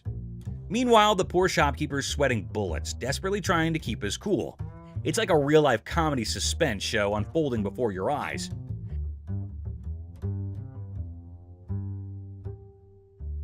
Get ready for the wild ride of the century. These detectives, giving their best modern-day Sherlock and Watson vibes, decide to ramp up the drama with technology. It resembles they're on an investigator show marathon watch as they jump into the security camera film. As they replay quick forward and focus on each problematic little hiding spot in the shop, envision some strong, thrilling music playing behind the scenes. An investigator story with an innovative turn will keep you as eager and anxious as ever. Do you think he was working with someone else? If he was, it could be anyone. Well, buckle up for the big reveal. The digital detectives uncover the mastermind. And guess who? It's our buddy Joe. Yep, good old Joe is the culprit behind all the missing stuff. These detectives don't waste a second. They slap handcuffs on Joe quicker than you can say guilty as charged. And just like that, the pawn shop transforms from a place of heated arguments to a full-blown crime scene. The shopkeeper, still in shock, watches as Joe gets escorted away by the police, handcuffs and all. The whole situation is so bonkers it can make anyone burst into laughter. It's like a comedy show with mix-ups, detectives with blurry faces, and a surprise twist. You'd be left thinking, did that seriously just happen? It's pure comedy gold, my friend. Comedy gold. A massive fraud. This one will truly astound you, so hold on to your chairs. The largest swindle to ever occur on the show, so far as people are aware, left everyone perplexed and alarmed. Basically, the boys said that someone from the shop had conned them. She pawned 2 of our laptops, and she told us she was gonna give us the money and the laptop. To make a long story short, a woman pawned 2 of their laptops and then informed them that she knew someone who worked at the pawn shop and would give them the money and the laptops. You pawned something? Yeah, she has the ticket. When did you pawn it? Today. The males are left with nothing because she has their laptops, the money, and even the ticket to their belongings. You at the back door, so you'd end up with the laptops and the money? Yes. It astonished Ashley and Seth as much as it shocked Les. This girl told you one of my guys would meet you at the back door, so you'd end up with the laptop? Les, or anybody else, was unable to stop it now. Les then thought of a strategy, though. If you can find out which one of my employees, you give me the guy's name, I'll give you the computers. At that point, the youngster had a glimmer of optimism and left, believing that perhaps they could apprehend the employee. Well, let me tell you something. We've been scammed before, and I will not be scammed again. Les then requested that Ashley look up the buyer of each laptop they had that day on their background. Les realized something had clicked when she spent the entire day going through them and finding nothing. You're able to witness it. You'll get the money and the laptops. You go, hell yes, let's do it. Thus, these children were not the victims themselves. Instead, they had been attempting to con them all along. Well, here's the way it works. Nobody gets out of pawn without paying for it, and nothing goes out the back door. This time, they weren't duped either, although the kids did cause Ashley and the others a lot of worry during the day. The bag. Imagine this super funny video with a lady who's basically playing the I'm lost in a bag shop game at a crowded mall. So there's this awesome comedian pretending to be her, right? She strolls in like she just landed from Mars, completely clueless. Yeah, okay, I went to get my purse back to make my payment. Then, out of the blue, she locks eyes with a black bag, and boom! She's convinced it's her long-lost twin, with a mix of determination and total confusion. That's my purse right there. That one right there, the black one. So I want to know why it's out there. She marches over to the lady in charge, ready to solve the mystery of the twin bags. It's like a comedy treasure hunt in a bag store, and you're in for a hilarious ride. Get ready to laugh your socks off. Here's the money. I want the purse. That bag was never in pawn. Now get this, the shopkeeper, a comedic genius with timing that's spot on, coolly spills the beans. She says, hey, this bag's not yours. But oh no, our lady on a mission won't back down. That's not your purse. How do you know it's not my purse? Because that purse has been out there. Let me see it. With this epic confidence, she declares, no way, this bag and I go way back. They're like childhood buddies. And here's the best part. You want to buy it? I just want to look at it and make sure it's not mine. She throws down the ultimate challenge. Bet you this bag, if it's not mine, I'll hand it over. But trust me, it's practically family. It's like a comedy duel in a bag shop, and you won't believe how hilarious it gets. Oh my God. Get your hands on me. Meet Cam, the scene stealer of the century. Picture this, chaos in the bag shop, and here comes Cam, our superhero security guard. He's like, hold my coffee, and smoothly escorts the determined bag enthusiast off the counter. Have a nice day. Let's go. Walk yourself out, yo. You. Walk yourself. But wait, she's clinging to her bag like it's a ticket to a comedy show. The laughs hit the roof as Cam keeps his poker face while chaos reigns. This video's a comedy roller coaster. And Cam, the unsung hero, it's a laugh-out-loud male adventure that you don't want to miss. Go to see with that pole, right? Go. Bitch! Go where you got to go. I'm gonna kick your ass. You wait. Sign of free cash. I was trying to find out because your sign is saying that I can get 30 days. In the pawn shop sitcom, the worker dazzles the customer with the prospect of a 30-day cash fiesta. The seller, with a classic "How can I help you" line, unwittingly opens the door to financial freedom hilarity. It's a tale of interest-free loans, dollar storage fees, and a comedy of errors that promises 30 days of pawn shop shenanigans. But that's not what the y'all saying and saying. Misreading it. No, you're misreading it. The customer attempts a 30-day free cash caper, armed with a misinterpreted sign. The seller, caught in the crossfire, insists it's an interest-free loan bonanza, not a free cash party. Cue the comedic chaos as the customer points fingers, and the pawn shop sign becomes the unintentional star of a sitcom episode gone haywire. I need my cash. It says it right here. Free cash. The customer demands free cash like a rock star on tour. The seller, armed with the reality of interest-free loans, faces a barrage of demands. The customer, teetering on the edge of pawn pandemonium, enlists a surprise ally, a sassy woman who jumps in the scene like a comedy superhero. Cue the applause for this unexpected twist in the cash crusade.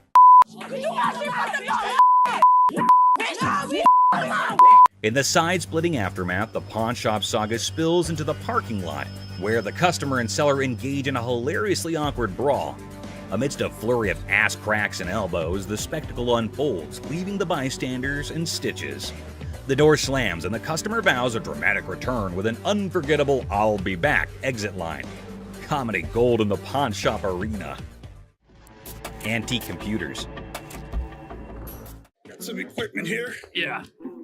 We need some money. We're going to out west. In the pawn shop time machine, two hunters strut in with ancient computer relics. The seller, bewildered by their outdated tech, questions if they're stuck in the 80s. The hunters, claiming they've wiped out all of Michigan's deer, aim for a whopping $900. So how much are you looking for? About $900. The price tag triggers more shock than a retro computer's boot-up sound. What I can offer you is zero. Zero. Comedy sequel, the hunters scoff at the initial offer of $0 for their ancient artifacts. The hunters, expecting treasure, get a less than an antique appraisal, leaving the shop echoing with laughter and $0 dreams. Wonderful. Thank you so much. You too. In the aftermath of the failed computer barter, the hunters drop to an $800 offer, met with a swift and resounding $0 from the pawn shop. ZZ Top, mistaken for Detroit's antique appraisers, exits empty-handed. The seller consoles himself with a printer sacrifice to the dumpster gods. I thought it was you, man. Oh, that's good. Ending the scene with a comedic crash and a touch of musical confusion.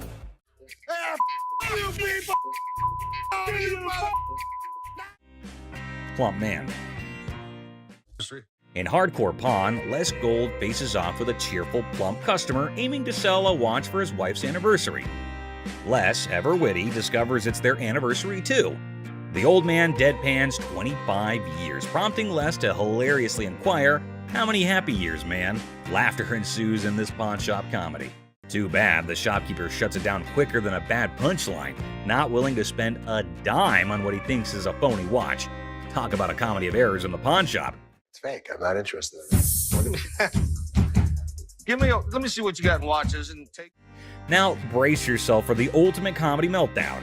Our plum seller cranks up the chaos meter, throwing wild threats about the shopkeeper's wife and claiming he's seen her somewhere. You're married, right? I am. This triggers the shopkeeper, turning the whole scene into a chaotic carnival. There's two things you don't talk about. What's that? My wife and my family. In the blink of an eye, security guards swoop in, snatch our hefty hero, and give him the grand exit, escorting him out like the star of an unexpected sitcom. Guess what? Our main guy, kicked out of the shop like a party crasher, hits the street with a style only he can pull off. It's like a comedy buffet that'll have you grinning like you just discovered the ultimate joke. Get ready for hilarious adventure. Need help? Easy video. There's this super hyper dude who charges into a shop, making a fuss like it's the biggest emergency. And get this, he decides a random table is his new chill zone. No rules, no worries, just pure wackiness. Get ready to laugh your socks off. Get a load of this to hit the road. But guess what? He's on a whole different planet. Watches. Get ready to giggle. So there's this new lady in the shop who's decided to be a rebel. She goes all sneaky and puts the shop's watches up for sale online without telling, confidently struts away, leaving the staff scratching their heads like, did that just happen? It's a hilarious roller coaster and you won't stop laughing. You weren't as big of a bitch. I was wrong. Excuse me? Get the out of here. Get set to lol. This funny video is like a crazy ride with surprises, silliness, and a hint of madness that'll have you laughing without a pause. The twists and turns make it a hilarious and chaotic experience for anyone lucky enough to catch the shop's wild antics. Brace yourself for a good laugh as you watch the madness unfold in the side-splitting comedy script style video. What did she say? That I am the bitch. Get the out of here. Penny pincher. Get ready to chuckle. This hilarious video is all about a super energetic girl trying to convince her super penny pincher dad to hire more security for their shop. She's all passionate like, "Dad, we need extra protection." But oh boy, her dad's like, "Nah, that's just throwing money away." Adding an extra night security guard is an expense we don't need. Dad, I just don't understand. The funniest part? When the argument gets so wild, the girl pretends to be super angry and storms out of the room. It's silly, it's amusing, and you'll be laughing your socks off at their crazy fight. Every single time I have an idea and I bring it to your attention, he then has to walk in. Hold on to your funny bone. This comedy video is pure chaos when the staff walks out, and surprise, the roof is missing. Peeled the roof off? Yeah, they peeled the roof. Yep, someone peeled it away like a giant banana. Imagine the team head scratching in disbelief. Their shop literally got unroofed. The alarm company called. They thought it was a false alarm. Is anything missing? I have no idea. Now, here comes the kicker. They start worrying it might be a sneaky robbery. Cue the panic as they sprint to check the CCTV, hoping to catch the audacious roof peeler in action. Get ready for a laughter-packed roller coaster as they dive into this hilarious investigation.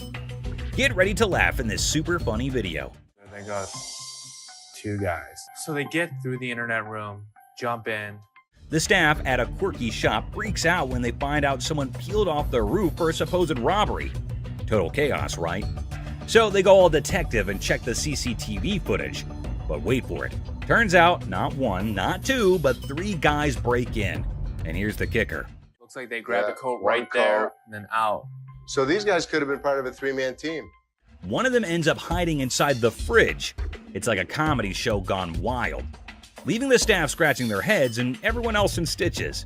You won't believe the crazy twist in this comical caper. We got broken into last night. Took it for a coat and ran out. I told you that security should have been here at night. Stolen microphone. The seller, baffled, asked when they were taken off the rack. It's a funny scene of concert chaos turned into a pawn shop jackpot, where microphones become rock star souvenirs, and the friend is the accidental hero of the day. Microphones got picked up from a concert last night. The person insists the microphones were flung into the concert crowd, a spontaneous catch. The seller, eyebrows raised, gets an unexpected call from American Jewelry about missing microphones. It's a classic mix-up where concert souvenirs turn into an unintentional pawn shop investigation, leaving everyone wondering how the microphones took an unexpected detour. I'm from American Jewelry. I have a gentleman down here. A mad girlfriend. Welcome to the whirlwind of pawn shop hilarity. Our unsuspecting star walks in aiming for a ring appraisal and potential pawn deal. Little did they know they were about to join the ranks of pawn shop legends in a tale of marital madness.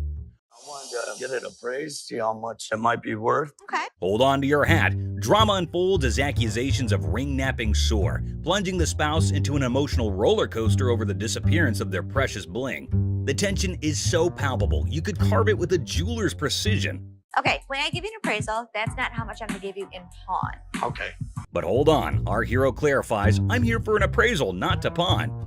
Q gasps in the realization that pawn shop language got lost in translation. The spouse is in disbelief, and we can almost hear dramatic music building up in the background.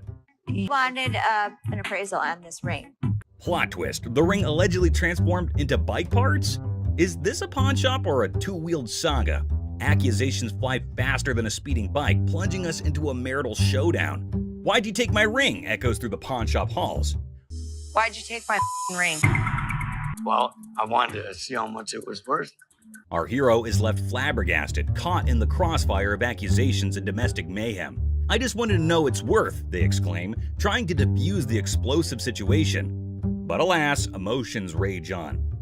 Yesterday you said you needed bike parts and didn't have the damn money. And all of a sudden you got my damn ring. Unexpectedly, a wild punch appears. The spouse transforms. From the drama unfolds, they assert their right to park no matter the odds. Suddenly, I'm patiently telling you, dude. Park your spots out. Meanwhile, our hero, undeterred, asserts, "I'm not going nowhere," as if the van gods themselves had bestowed upon them a divine parking mission. In a shocking turn of events, our hero literally stops, drops, and rolls on the store carpet, leaving everyone perplexed. The guy in the refrigerator.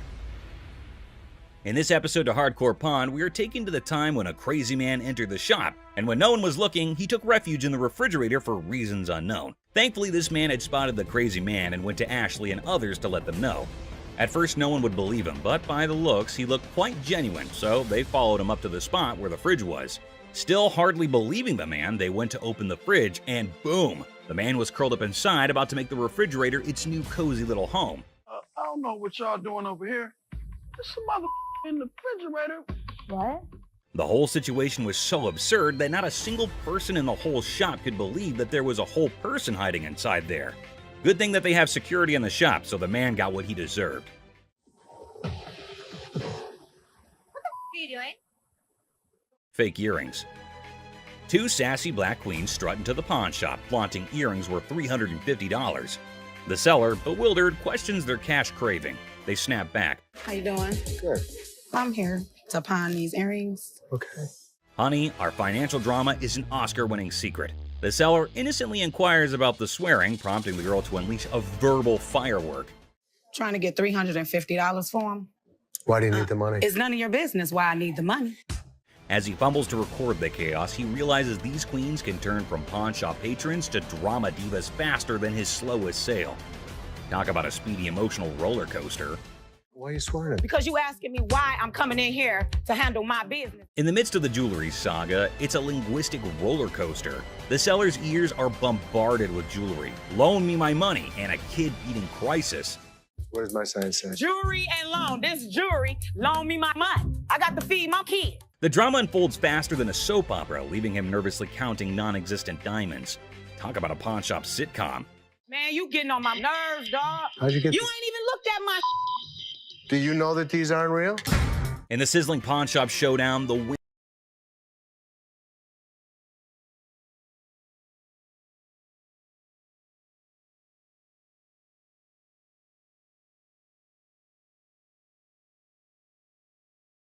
comedy gold. How the you gonna tell me just by looking at my that they not real? They're not real. As the Queen of Sass declares her exit, she throws shade like confetti. Insults rain down, targeting the seller's wrinkled up hair and questionable fashion choices. With a parting shot about a jury and long bow ass, she exits, leaving the pawn shop in stitches and the seller questioning his life choices. I ain't leaving this till you give me my money. I need my mother dead. Coloring book. Ashley enters confidently, challenging authority. Seth tries to manage the chaos. Tension rises as they clash, leaving everyone puzzled. Don't come in here thinking that you know everything in your. Like, I didn't know you should anything. go off and like run back to Hawaii where you bought that shirt. Unearthed Gems, a JFK coloring book from '62, and a Frank Zappa one from '82. Mom's surprise drawer is found. Now, the shop's in for a laugh, unraveling the tale behind these quirky relics. Hello. Hello. I have a John F. Kennedy coloring book from 1962 and a Laugh out loud scene as the seller confesses to buying a Frank Zappa coloring book at 25, never cracking it open. Now, with 3 daughters in college, it's a hilarious quest for cash. The quirky relics become the center stage for a funny exchange in the pawn shop. So why do you want to get rid of it since you loved him so much? well, I have 3 daughters in college and I need money. The negotiation dance continues as the seller justifies prices, leaving room for haggling. Tension rises comically as the buyer feels snapped at. The shopkeeper offers a research break, declaring, "I'm not in a hurry," in this pawn shop sitcom starring quirky characters. Okay, do you want to give me some time to do a little research on this, You can or? have all the time you need. I'm not in a hurry. The plot thickens as Ashley discovers the price coloring book online for $8.75, triggering a hilarious spat. I didn't say any of that Can to you you. read that? $8.75. So make me an offer. 0. She hilariously expresses her dismay, accusing the customer of rushing and shoving a phone in her face. I'm looking at the one that he wanted $50 on, and I pull it off, and it says $8.75. The bickering ensues, with both claiming they're not married, adding an amusing layer to the pawn shop sitcom. I have to take him out this way. That's how much he pissed me off. In the ongoing pawn shop drama, Ashley delivers a sassy retort to the customer, suggesting he adds value nowhere and jokes about returning to Hawaii. The banter continues as another worker calls out Ashley for being rude. I think you're disgusting and rude. I didn't say any of that Can to you you. read that? $8.75. Leading to a comical exchange where Ashley dismisses them to focus on yourself. The workplace comedy unfolds with quirky characters and witty comebacks. You don't add value to the organization. I have one. Well, thank you so much. But the next time you send my paycheck, you can tell me how to work. Parking lot. Cue the workplace alarm. The notorious parking lot gambler is back, and the office crew is on high alert. With a battle cry of "Let's go get him!" they embark on a mission to catch the elusive man of many lands, or as they dub him, that lady Pakistan. Office drama just hit the jackpot. What gambling to get in the parking lot? Meet Robert Robertson, the maestro of sports memorabilia, introducing himself to Dennis in a pawn shop saga. The plot thickens as he unveils a treasure trove of Detroit Lions autographs salvaged from his sister's basement flood. Forget superheroes, this guy's heroics involve rescuing signatures during a Union picket line water ballot. All right. Here's Robert. Robert, Nice to I'm meet Dennis. you. Nice to Nice meet to you. meet you, Dennis. Here, I got an item here. You might be interested in. In the wild world of pawn shops, Dennis is hit with a first, an NFL labor strike poster. As Robert pitches his Union picket line relic, Dennis, caught between fandom and frugality, contemplates the value. It's a negotiation dance where even the poster's wrinkles have a say, and Dennis dreams of a dad who'd splurge on a heartbeat. What, Steve Bacchus? This is the first time a guy actually brought in an NFL labor strike poster. Dennis and Seth, the dynamic pawn shop duo, are advised to step up their deal-closing game. In the Battle of Signatures, Robert's pitch clashes with Dennis's detective skills. It's a showdown of history versus water stains, where even a tear is more drama than a soap opera. Selling history hard, selling water-stained history a comedic challenge. One just like this, mint though, and he got $950 for it. Right, so if that was mint, why would you want $1,000 for this? In this hilarious haggling carnival, the pawn shop pros are on their knees, throwing cash offers at Robert for the water-stained NFL labor strike poster. It's a dollar dance-off with Dennis and Seth, and they're juggling 20s like it's a comedy club. In the end, it's 5 20s that win the bid, leaving Robert with a pocket full of paper and the pawn shop crew high-fiving over their historic steal. $75? No way. Dennis, offering you just $100 cash money right now would make it. Gold earrings. In the golden world of earrings, Ashley and the customer embark on a carat quest. The earrings sparkle, but the price tag dims the shine. The customer eyeing the digits suggests a hilarious plot twist, an exchange proposal that could turn this jewelry journey into a comedic barter ballet. I was looking for some gold earrings. You are in the right department. In the dazzling dance of earrings and dollar signs, the customer flips the script with an exchange proposal. Ashley, the jewelry juggler, contemplates the weight of the situation, hoping those earrings don't tip the scales against her. It's a hilarious jewelry version of Let's Make a Deal, where carrots and comedy collide. Well, what we can do is I can take those and apply money towards these. In the comedy club of carrots, Ashley drops the punchline, a whopping $500 for the desired earrings. The customer expecting an exchange extravaganza faces the reality check. Okay, so what I can do for you today, I can apply $40 towards these. I paid $500 for those. What do you mean? You can't do an exchange? Ashley, the weight wizard, spills the carrot beans, revealing that these earrings are more featherweight than a dieting hummingbird. It's a priceless jewelry negotiation that has the audience and the scales in stitches. Okay, I can't give you $500. Why you can't? Because it's not worth. In this comedy climax, the customer unleashes carrot chaos, insisting her earrings are weightlifting champions. The tension escalates as she dubs Ashley Boo, but a touch sets off a mini drama. I know how much these cost, boo-boo. Because you screamed that they're gonna get you more money, boo-boo. The pawn shop becomes a carrot battleground, and Ashley's final offer of $175 is the punchline that sends the customer storming out, leaving the jewelry saga in a carrot cloud of comedy. Everybody else good. Pose made you. Fake diamond. In this wild pawn shop showdown, two characters storm in like a tornado, armed with an attorney and a demand for $900. The seller, caught off guard, awkwardly requests a card while the attorney seems more like a background dancer in a chaotic legal dance. It's a scene where negotiations are more like a comedy sketch, leaving everyone wondering if they stumbled into a legal circus. I got my lawyer with me. This is wrong. Show me your card. I don't have a card with me. My attorney. Customer unveils a questionable earring, claiming it turned his ear into a rainbow. The seller, armed with skepticism and a keen eye, dissects the earring, declaring it a fake diamond disaster. So what do you want to do today? You want me Can to I get figure my money out? back? You want me to figure out why your ear's turning a different color? Is that a real diamond? Enter the legal cavalry.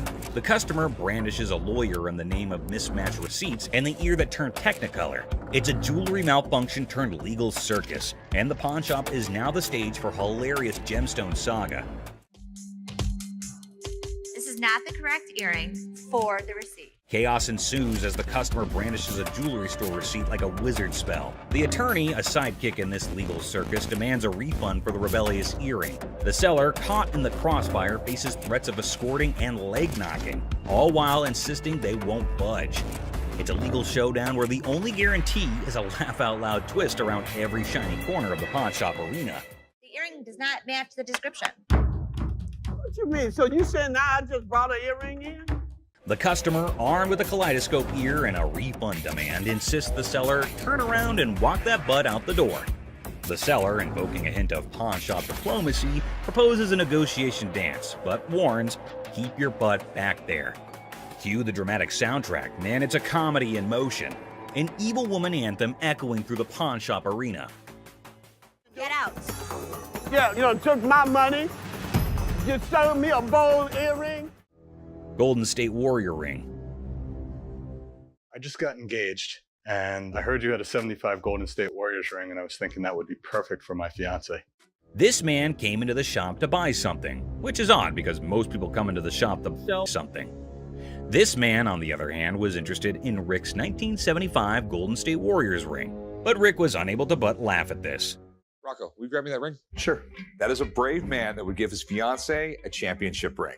Even though Rick keeps on laughing, asking why the man is giving a ring like this to his fiancée, we understand that the buyer isn't pleased with Rick's antics. So what I did was I brought pictures of another 75 Golden State Warriors ring. The buyer produced photos of another Golden State Warriors ring and attempted to match them, which they did. Then he asked if it was a genuine diamond and if Rick had checked it. Rick told him that the stone was genuine. Perfect. Have you tested the diamond? Oh yeah, it's a real diamond. It's a real diamond, okay. The buyer then proceeded to use his own tester to determine whether or not the diamond was genuine, as he was a collector and dealer of sports memorabilia himself. But as he went to test the diamond, it didn't pass. It's not testing. That's because you have a really cheap tester.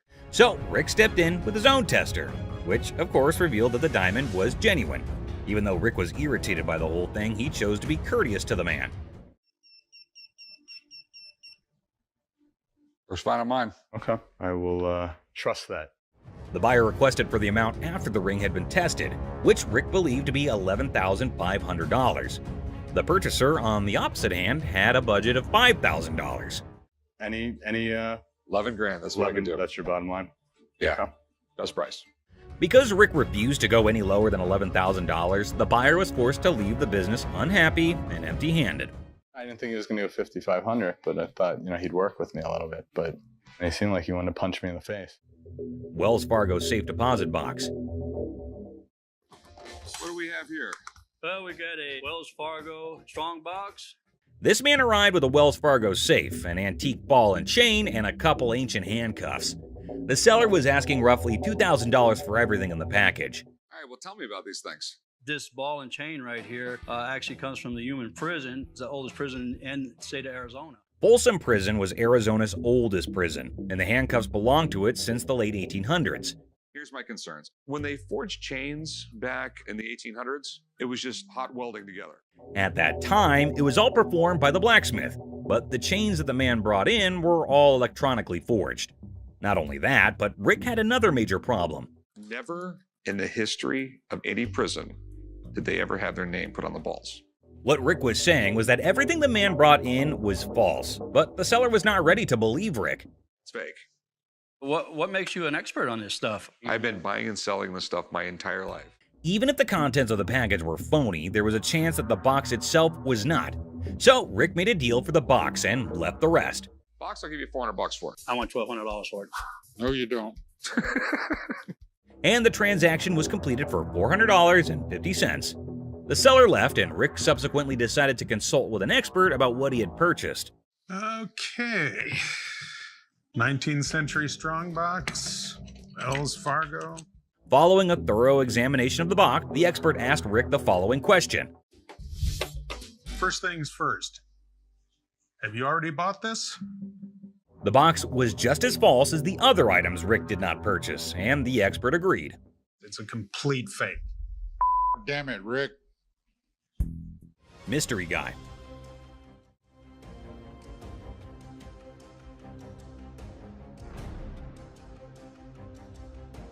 Right there. Here they come again. Hang on to your hats, folks, because we're diving into one wild tale. Picture this, a mysterious dude looking like a secret agent casually strolls into a pawn shop, acting like he owns the place. The shopkeeper, eyes wide open, can't help but stare at this walking enigma. I mean, who wouldn't? He's like a riddle on two legs. Now brace yourselves for the craziness escalates.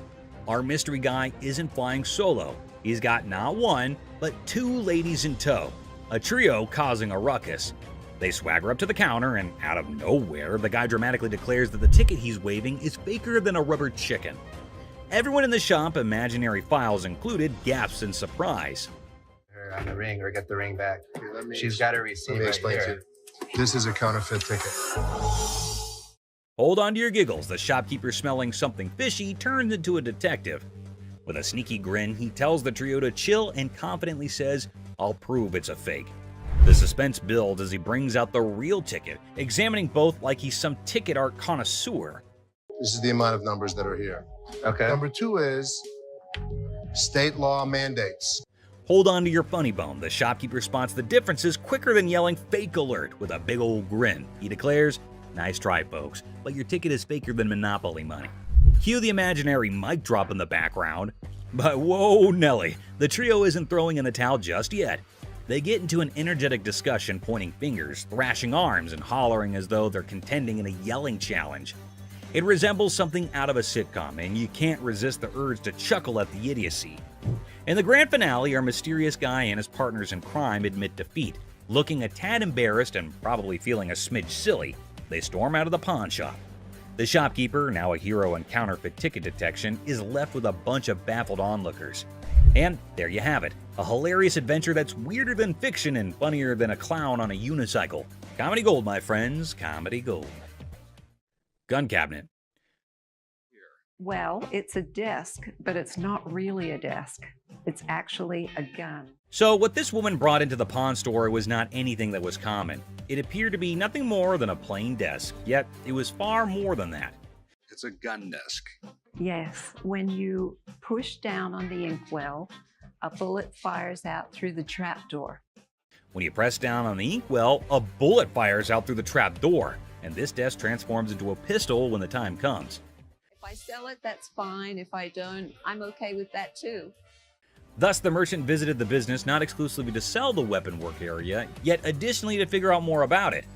She needed to realize who possessed it, the way things were utilized, how old it was, and other such data.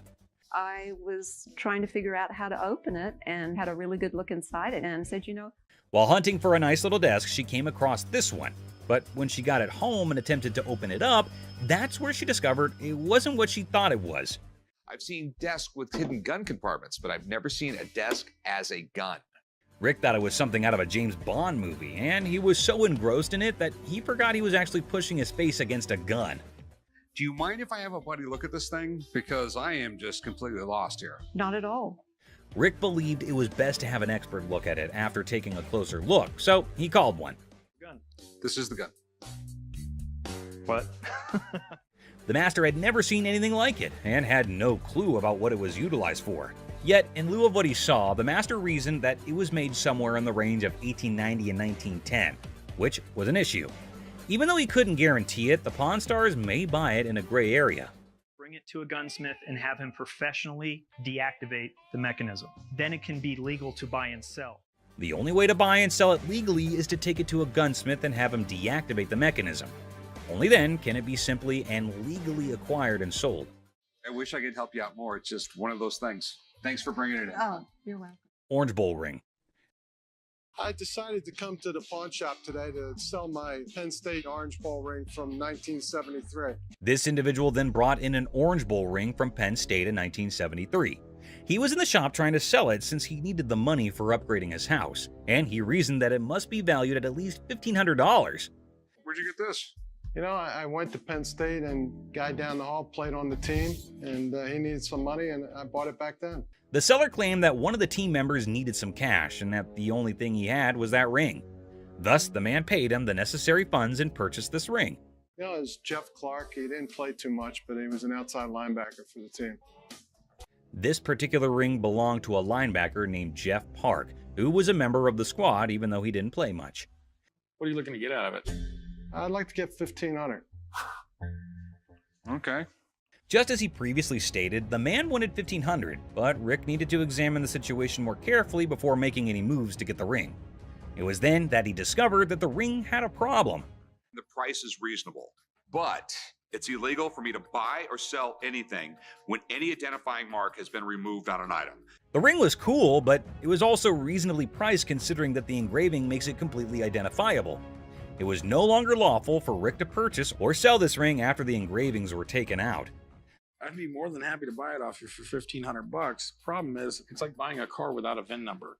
The seller was a little confused as to how the removal of a few inscriptions might make the ring illegal to purchase or sell.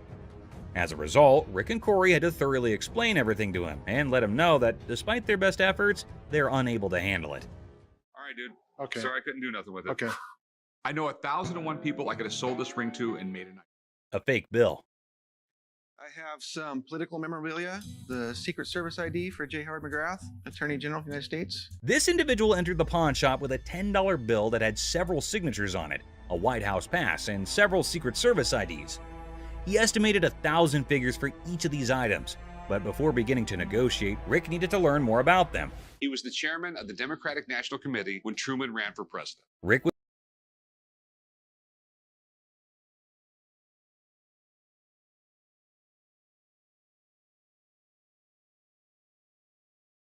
You got some neat stuff here, and these three things right here, I really want to get checked out. Rick checked everything and concluded that not just the dollar that the man had brought in was counterfeit. Rick had to see the expert to find out if he could purchase the other items since he had a hunch that doing so might be illegal. You don't want. A counterfeit bill is not legal to own. The expert said that the White House pass and the Secret Service ID were authentic and acceptable to purchase, but the fake banknote was a different thing. Thanks for coming in, Mark. Not a problem. You're the best. Appreciate it. Alrighty. Now that the expert had left, Rick was prepared to strike a deal. Aside from the fake bill, he asked the vendor what else he wanted. Yeah, I'll give you $500. Good deal. All right. You want to write them up? Yeah, sure. The vendor left the store with the cash and the unauthorized bill after the trade was completed for $500. Hopefully he gave the Secret Service the counterfeit bill. Harley Davidson. You got any paperwork I can see on it, or? Yeah, I got the title, but can we negotiate first or something? I mean... Now, Corey's a seasoned pawnbroker, and his spidey senses tingled the moment the seller mentioned paperwork later. It wasn't the gleaming Harley Davidson that raised an eyebrow.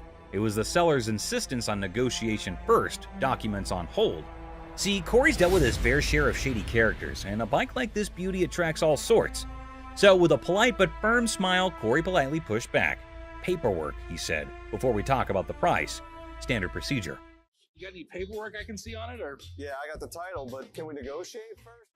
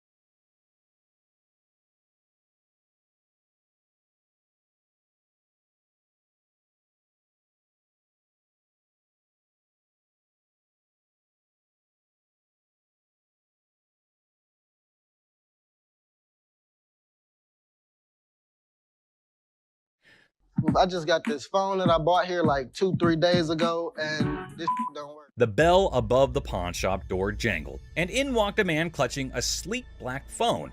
He announced, smooth as silk, that this beauty was a recent purchase, now sadly broken. The camera don't work. It keeps freezing and like that. He claims that it's just too irritating to use because the phone freezes frequently and the camera doesn't function.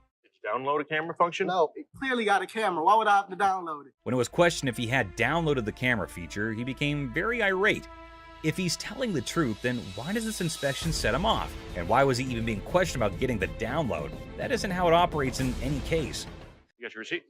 No, I ain't got it with me. I ain't bring it. First of all, we don't sell it. We can decide.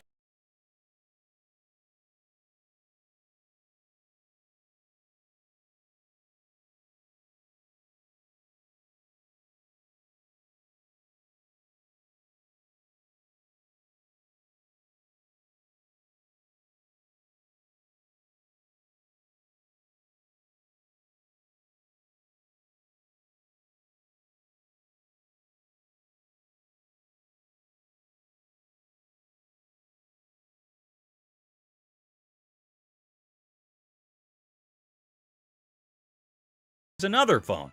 If he said clearly one more time, I was going to clearly have to knock his freaking head off. We're all aware that Rich needs the receipt. You, my man, are not. Who sold the phone to you in the first place? Somebody. He here. When questioned who exactly had sold him the phone in any case, he quickly pointed at any random employee. But we haven't had one of those up for sale since I've been here in 6 months. I mean, I just seen you in 2 weeks. Furthermore, it appears that the youngster he pointed at didn't know why he was being called for. Thank you very much. I appreciate you coming on over here. You can go back to selling that computer. All Rich knows is that it's an iPhone, but he's more irritated by something else. What's more, clearly it was working out. Can you go show him how it works? Take a picture out in the parking lot. And then, like a burst dam, the story spills out. The phone wasn't his. The purchase was a shady deal in a back alley. The frustration wasn't with the camera. It was with the consequences. The cold sweat of a gamble gone wrong. With a sigh, Rich ushers in the man and his broken phone out of the shop. The heavy silence echoing their unspoken pact. The truth had been told, the game was over. That's all for our video. We hope you liked it. Please comment, like, and subscribe. Don't forget to hit the notification bell for more videos like this. Share it with your family and friends. See you next time. Christina stealing money. Here's something curious happening. Les seemed to be very angry over that man. Don't know what that man was doing there and what he had done, which made Les angry. Let's see what will happen. Ant stole the leftover money. Everyone there is so angry. What is going to happen now? Les is curious as he is sure that Christina cannot do this kind of stuff alone. There must be some other people supporting her in his play. Les is taking it to extremes and asking again and again if there's another one with her. Have you been working with any other employee? No. All alone without any knowledge of anybody else stealing from us, correct? Oh God, he asked her to send her to jail if she did not speak the truth. Oh my God, things are getting worse. She's not telling anything. Mother-daughter fighting. So there's a woman coming with her daughter. She showed some pieces of bottle in her collection of stamps. According to her, it is worthy, but actually it is not. Les asked her that it is not that worthy. Oops, the mother got angry at Les. Because for her, they are worth everything. What will happen now? So what you got? I got some really expensive stuff. Show me. Oh my God, the daughter charged a fire against her mother. You better down. No, you. Girl, what the hell wrong with you? She triggered her and insulted her for her useless collections and oh my God, look, they're about to have a deadly fight. Oh God, the mother scratched her daughter. Les is stunned. They don't want get off my. What the is wrong with you? The mother and daughter are having extreme fighting conditions. Everyone around is watching them. Les is stunned and did not have any idea that this would happen or it might be very casual to them. Get the up now. Okay, the guard has been called. The mother is still beating her daughter well and doesn't want to argue anymore. Both are screaming at each other. The security guard is letting them out. Oh my God, how embarrassing and strange it is to see mother-daughter fighting like that. The security guard gets them out and everyone is laughing at them. Astonished Les. I had to intervene. Man threatening Les. So a man entered the pawn shop and headed straight towards Les. Seems like it would be a happy deal with that cool customer. Okay, the man had an anniversary today, and so both are sharing some joys together. Seth and Les's fight. Les and Ashley seemed to be discussing some serious stuff. Felt like something serious had happened. Giving a 40,000 square foot free-for-all back there? That's no policy. What do you think brought us to here, Seth? But Seth is not getting anything. They are having a fight. Owner of the shop better than him. Les is stunned. Everyone around is listening and is terrified of what will happen now. It's outdated. I can run this place better. I know exactly what needs to be done. I want the opportunity to run this place. Les is going to take everything very seriously. God knows where that anger will lead both of them to. Les is tailoring Seth that he cannot do anything, and without Les, the pawn shop would close. No one can run the shop better than Les, but things are not getting cool. Seth yelled after Les and got out of the cabin. Ashley, listening to all this, is making fun. God, it is not that serious. Well, Les in his anger was constantly getting furious over that debate. Man got beaten by Les. A mess, but he's not stopping. I think he wants to insult himself. It will make things go mad. That crazy man is calling death. The guard came, trying to beat Ashley and getting over her. Welcome back to our channel, guys.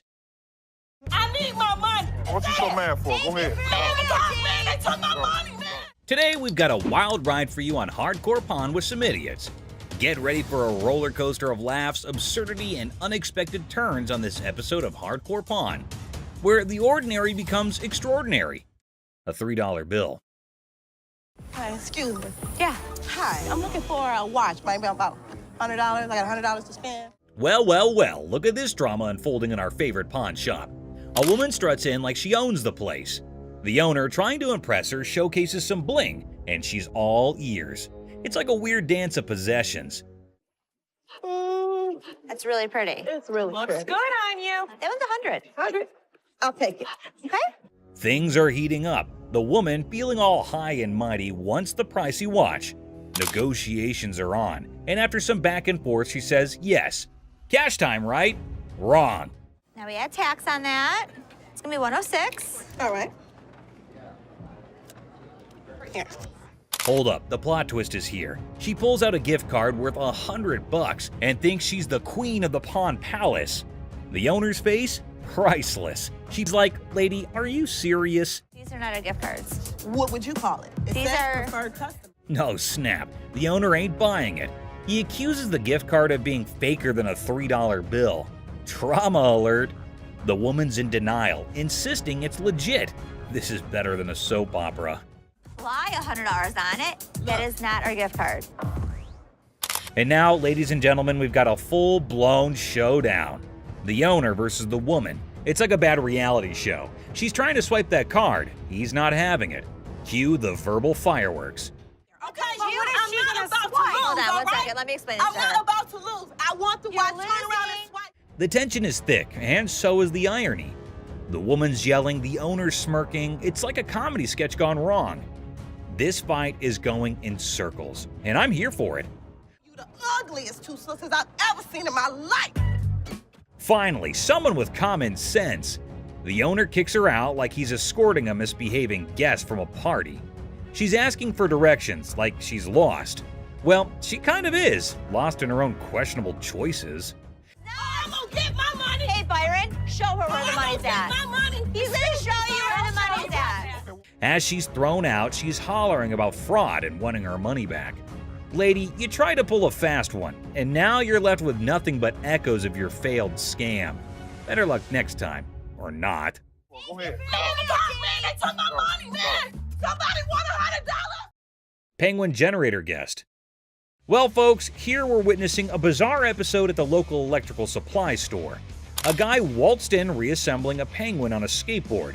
Cue the chaos. Security guards swoop in, dragging our penguin out like a grumpy rock star exiting the stage. No. No. Gun desk. Today at the pawn shop, a lady brought in a mysterious desk that moonlights as a gun desk. A desk with a concealed firearm. She's clueless about its value, but is selling it like a quirky antiquity. If danger strikes, just push the button and file your stress away. Where in the world did you get this? I got it in an estate sale. I was just looking for a nice little desk to put a guest book on. Apparently, the lady got this gun desk from an estate sale, thinking it was just a cute desk for a guest book. The seller's reaction? He's seen hidden guns in everything. Swords, canes, cameras, but a gun-disguised desk? It's like 007's DIY project gone wrong.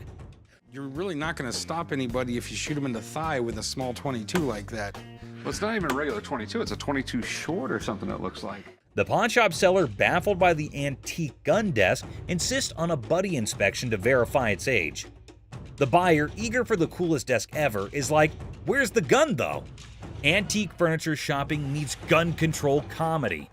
This thing is a gun. You press there's the trigger. That falls down, hits the hammer. The bullet flies out this way. The second seller is utterly perplexed by the gun desk, questioning its practicality. He's pondering who would buy a tiny desk with a hidden firearm. Meanwhile, the buyer's probably thinking, well, it's the perfect desk for a high-stakes game of hide-and-seek. The other thing is, I don't know how old this thing is. The seller delves into firearm logistics, explaining the pre-1898 loophole and the concealed weapon twist. Meanwhile, the buyer's probably regretting not majoring in antique desk forensics. Okay, it's one to have a gun, but now you have a concealed weapon because it's a hidden gun. Have you had it apart? Yes. The seller navigates the murky waters of antique gun regulations. The buyer, eager for a legal loophole, contemplates turning the gun desk into a non-threatening relic. Antique buyer drama at its finest. Thanks for bringing it in. Oh, you're welcome. I really wish I could have bought this because the odds of another gun desk coming in here are slim to none. Super Bowl ring. Walked into the pawn shop like a Super Bowl champ flaunting a ring fit for the football gods. The seller's dreaming of a touchdown deal at $22,000. But he's ready to settle for $19,500 because even champions negotiate in the end zone. I'm looking to get anywhere from like $22,000 to $21,000 for the ring, but if $19,500 was to hit it, I'd take it. The seller got the ring from a forgetful wide receiver deal. It's from Super Bowl 39, and despite the shop owner's dislike for the Patriots, he acknowledges their success. An issue with the ring's mark is noted. If this Super Bowl ring is the real McCoy, it's worth tens of thousands of dollars. But a hand-engraved manufacturer's mark just doesn't seem right to me.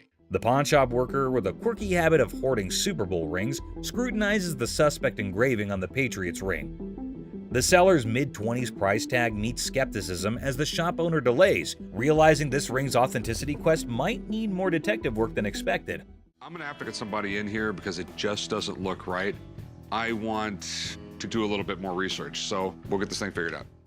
The seller's nervous about the big bucks, defending the ring's authenticity with player credibility. The pawnshop worker, still skeptical, calls in an expert, and in walks Jeremy, the ring detective, ready for some bling investigation. Now, rings that are given to players are far more valuable than if they're given to a front office staff member or something. The expert, dropping knowledge on the 04 Patriots ring, relishes Eagles' losses. He educates on the ring's bling, emphasizing player rings' value, and highlights the counterfeit struggle. The pawnshop now is a sports memorabilia professor. Usually you would see that not only in a different location, but it looks to be actually hand engraved rather than actually out of the machine. The expert dissects the Jostens mystery, noting hand engraving and unique features. Despite the unconventional markings, he vouches for the ring's legitimacy. The 04 Patriots bling gets a 100% authenticity seal, and the pawnshop rejoices in a victory for sports memorabilia truth. They actually had to have somebody laser engrave each and every ring. So this ring is 100% legit, and it's pretty awesome. Sweet. The appraisal moment arrives, and the expert places the 04 Patriots ring in the high demand category, estimating it between $30,000 to $35,000. Super Bowl rings from players such as this sell from about $30,000 to $35,000. Nice, nice. The seller, aware of economic woes, starts at $22,000. But the pawnshop owner, considering the long wait, bargains at $18,000. Negotiations roll with a counteroffer of $21,000, reminding the seller you don't have anything like this in your showcase. The ring dance continues. I go 21. You don't have anything like this in your showcases. I know you have a Patriots ring, but you don't have that Patriots ring. After intense haggling, the 04 Patriots ring lands in the pawnshop owner's possession for $20,000 cash. Family banter erupts over the new addition, turning it into a $20,000 paperweight threat. The ring battlefield unfolds. I'll give you 20 grand. Pass. 20 grand. Cash. $100 bills, just because I need a Super Bowl ring for every one of my fingers. Deal. Deal. All right. German spy camera. At the start, the speaker enters a pawn shop and introduces the item, a 1950s German spy camera reminiscent of something out of Inspector Gadget. The brief mention of Inspector Gadget adds a touch of intrigue and playfulness to the scene. So how's it work? You adjust these little dials here depending on what you're trying to take your photo of. The focus shifts to the camera itself, identified as a Minox 3. The speaker highlights its compact size, likening to a cigarette lighter. If you give a 10-year-old a camera and say it's not just a camera, it's a spy camera, it probably got you out of your parents' hair for a couple hours a day. Oh, yeah. The customer expresses the purpose of their visit to sell the 1950s Minox 3 spy camera. The stated price expectation is around $150, indicating the perceived value of the vintage device. With all this on there, it makes it completely illegal for me to have anything to do with it. Chopper loan negotiation. So how can I help you? Steph, I got this. I can help him. I got it. How do you think you know more about silver than I do? I know how to price it. I know exactly how to. In a high-stakes confrontation at a jewelry counter, emotions flare as two individuals argue over expertise. Tensions rise with each claim about pricing silver, creating a chaotic scene. $30,001. No, it's not the $1. 30 grand. I'd like to say yes. Listen, 40 or 20. Let's flip a coin. The scene shifts to a pawn shop where negotiations over a custom-made chopper motorcycle take center stage. The owner seeks a loan, facing financial struggles and desperate circumstances. What are you doing? What you got? See if I can get a loan on my chopper. It's a 113 motor. The motor alone was $7,000. The stakes rise as a coin flip determines the fate of a $20,000 loan for the chopper. The tension escalates, showcasing the unpredictability of financial decisions and the impact on the customer's life. I've seen a lot of motorcycles come in here, but I've never seen one like this. Okay. I need about $10,000. The focus shifts to the custom chopper's specifications and sentimental value, highlighting the emotional connection due to the brothers' craftsmanship. The negotiation becomes a delicate balance of compassion and financial reality. On a loan, about $5,000. Paying off both, or I mean, 5,000. I'll go 5,500. all right. Deal. All right, we'll change get you luck. 5,500. The episode concludes with a deal struck at $5,500 for the motorcycle. Despite falling short of the initial request, there's a glimmer of hope for the customer, bringing a mix of relief and uncertainty. Misguided price pursuit. Look at that. Is it real? Oh, you gotta pull this. Pull that. Try pulling that. I don't know how much that is. You got nothing. Two black women enter a pawn shop and discover a game machine. Excitement turns to disappointment as they realize it's for entertainment only, not for winning real prizes. This is a toy. That's a toy. It's a toy. This is here for the girl manager. I'm the man. Nice. You're not gonna get anything. The atmosphere intensifies as the women express their displeasure, demanding a prize from the machine. The situation escalates and the guard steps in to address the misunderstanding. Let's go out. Well, just keep walking, man. Keep walking. Don't tell me what's wrong. Come on. Y'all out of order. The conflict peaks as the women continue to argue for a manager's intervention. The guard ultimately expels them from the pawn shop, concluding the incident. Bubble hockey. Bubble hockey. Detroit Classic. I'm thinking $2,500. How much did you pay for it 10 years ago? $3,500. A pawn shop encounter unfolds as a customer eyes a bubble hockey game. Negotiations kick off with the customer seeking $2,500, but the pawnbroker questions the value. Under $1,000. Maybe we work out a little game. Winner gets the price. 900 if you win, 500 if I win. Oh, can't do it. The negotiation continues with the pawnbroker proposing a lower price, suggesting a gaming duel to determine the final cost. The customer hesitates, seeking a higher amount. $100 out of this thing. 16 you win, 400 I win. All right, I win $1,600. The game begins and the customer dominates the bubble hockey match, securing a convincing victory. The pawnbroker acknowledges the expertise and adjusts the evaluation accordingly. Let's go. I know I'm gonna win this bet. These aren't those $1,200 ones? The conclusion sees the pawnbroker acknowledging the high value of the game, recognizing it as a genuine classic worth $2,500. The customer prepares to complete the transaction. Wrestling trunk triumph. We have a champion item for you today. I think I got your new bathing suit over here. I don't think that's my size or my style. The episode presents champion-level memorabilia. wrestling trunks worn by Titus O'Neil during Money in the Bank. Banter between the pawn shop staff sets a lighthearted tone. Well, these are wrestling trunks. Okay. Are they worth anything? So where did you guys get these? From a buddy of mine shortly after the show. Negotiations unfold as the seller details the trunk's origin, worn by Titus O'Neil and his college football background. Price discussions ensue, involving humor and strategic bargaining. Oh, how much are you looking to get? $1,800. Are they worth that? What do you think about 800? What about 14? Money at $1,000. Go for it. You have a deal. All right. Okay. The negotiation reaches a climax as Chumley proposes $800, leading to an amusing wrestling-themed banner. The final agreement settles at $1,000, and the seller agrees to the deal. Right. And you sure this is like real and everything? Yeah. But you're sure they're real? 110%. Concerns about authentication arise, with reassurance that the trunks are genuine. Rick, the pawn shop owner, decides to break even on the purchase and seeks dinner in return.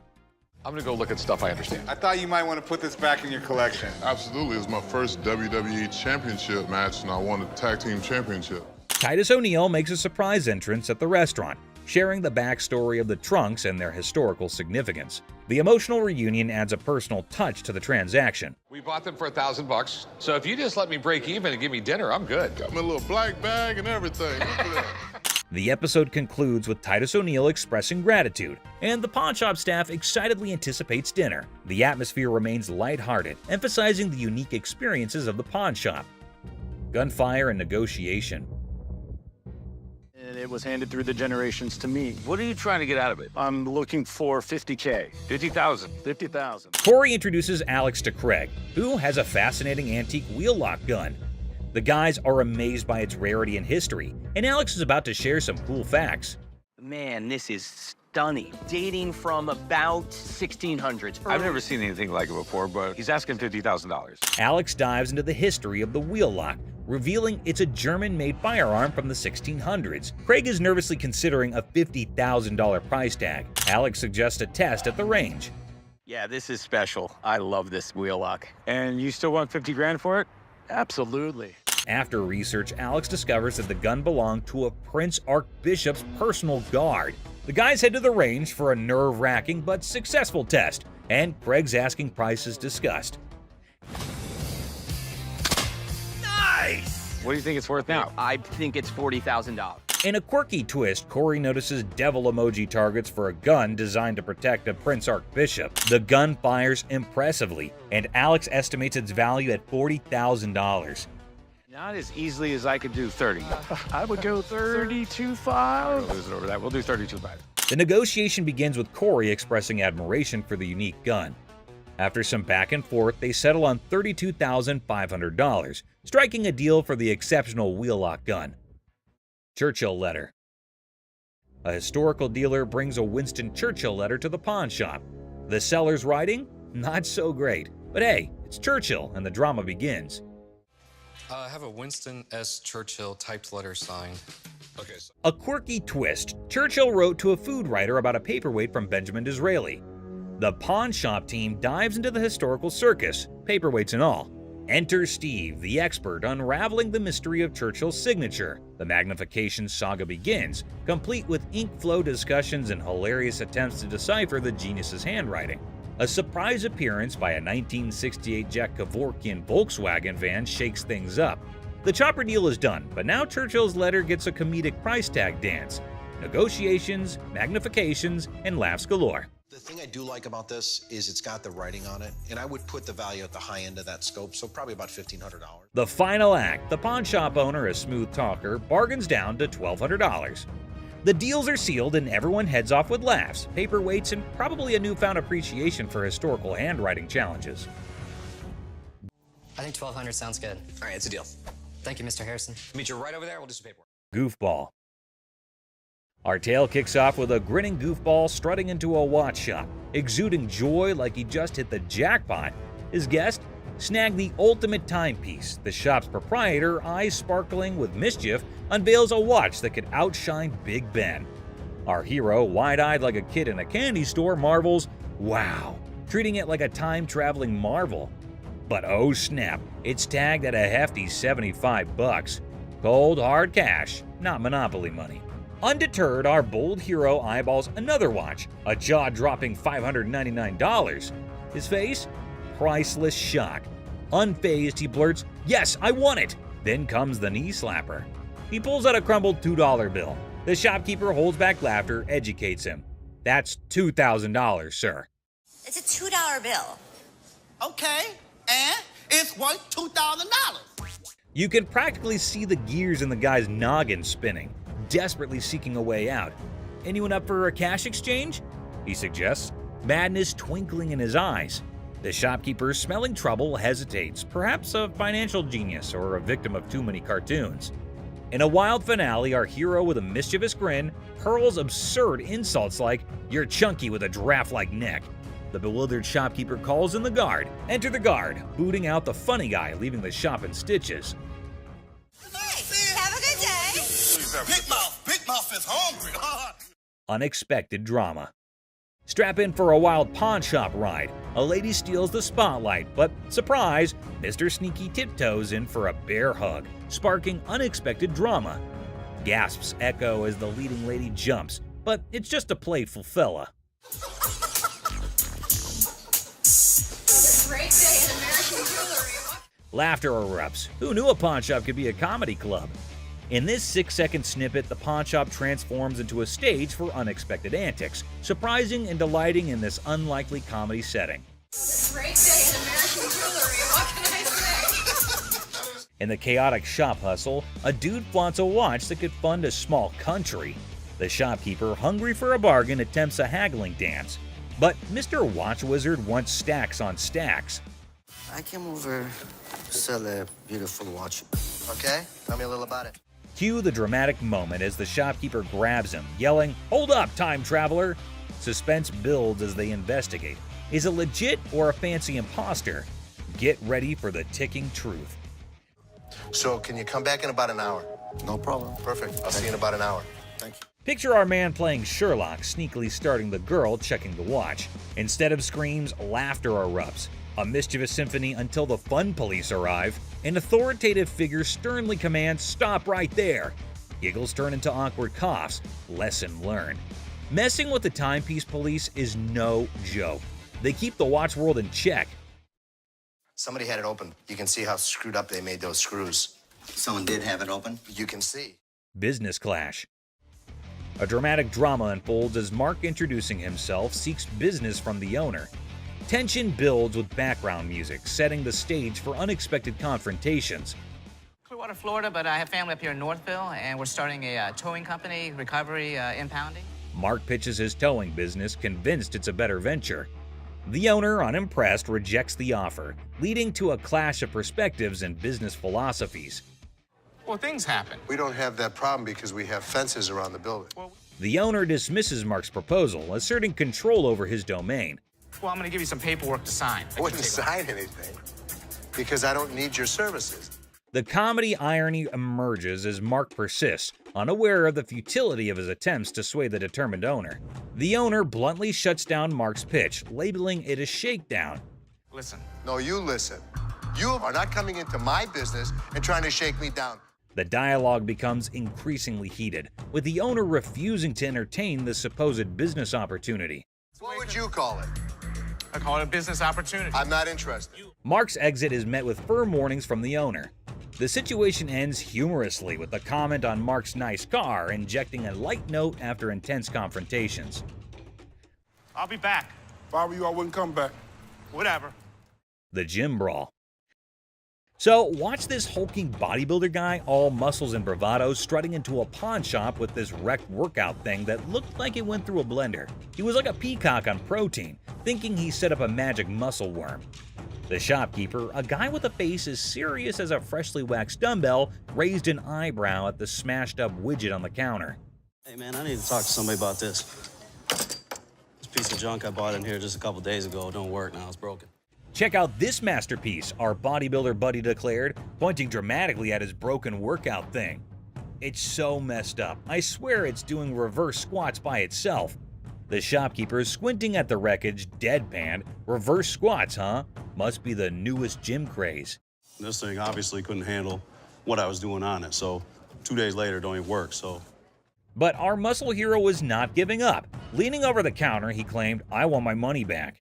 How about you just get my money, and then we won't have any more problems with this. But I need my money back. This thing's more of a comedy show than a workout. The shopkeeper, trying not to crack a smile, said, "Well, it's a one-of-a-kind piece, guaranteed to break the ice at any gym." Or what? Or what? There's gonna be a problem. How about What that? kind of problem is there going to be? Oh no, that's like a WWE scene. Our bodybuilder flexed his words and shoved the shopkeeper. "Give me my money or I'll turn you into a cardio machine for a month." And just like that, the pawn shop turned into a wrestling ring. Don't touch. Come on. Come on, man. Let's go. The shopkeeper, unexpectedly nimble, fought back and chaos replaced. It was like two sumo wrestlers battling for the last protein bar. Trying to play hero, two guards materialized out of thin air. They grabbed our bodybuilder and his busted gear, dragging them out. We got you. Bring a few more. All we needed was two. Bring all y'all out. Our muscle dude flailed around, still demanding his refund like a sad, deflated balloon. The pawn shop went back to normal. That's it, my man. Bring a few more. There's your machine, buddy. The art of negotiation. So let's see this guy walking into a pawn shop, allowing him to be the next big art dealer with a painting put away under his arm. He's giving off major, "I'm gonna hit the jackpot" vibes. The shopkeeper, with a sneaky grace of a cat burglar, checks out the painting like it's the Mona Lisa 2.0. Our confident guy also spins this wild tale about how the painting formerly belonged to Napoleon's pet goldfish, or some other crazy story. So what you got? I've got a painting from Peter Max. An original painting? Well, I got into a silent auction. The shopkeeper, poker-faced like a pro, goes, intriguing. You can virtually see dollar signs in his eyes as he dreams of making a fortune. Now comes the big moment. Confident guy bravely says, "I want $3,000 for this masterpiece." Let's see if she can close a deal. Yeah, what is the bottom line? 3,000. No way. The shopkeeper, still all mysterious and cool, smirks and says, "I can do 1,500, or you can hit the road." 1,500 and we got a deal. It's like a Western showdown, but with money instead of guns. It's a take it or leave it situation. The confident guy, looking a bit less sure of himself, decides to pull a classic move, pretending to discuss it with his imaginary art expert friend. Maybe it's an unnoticeable chum with an art degree.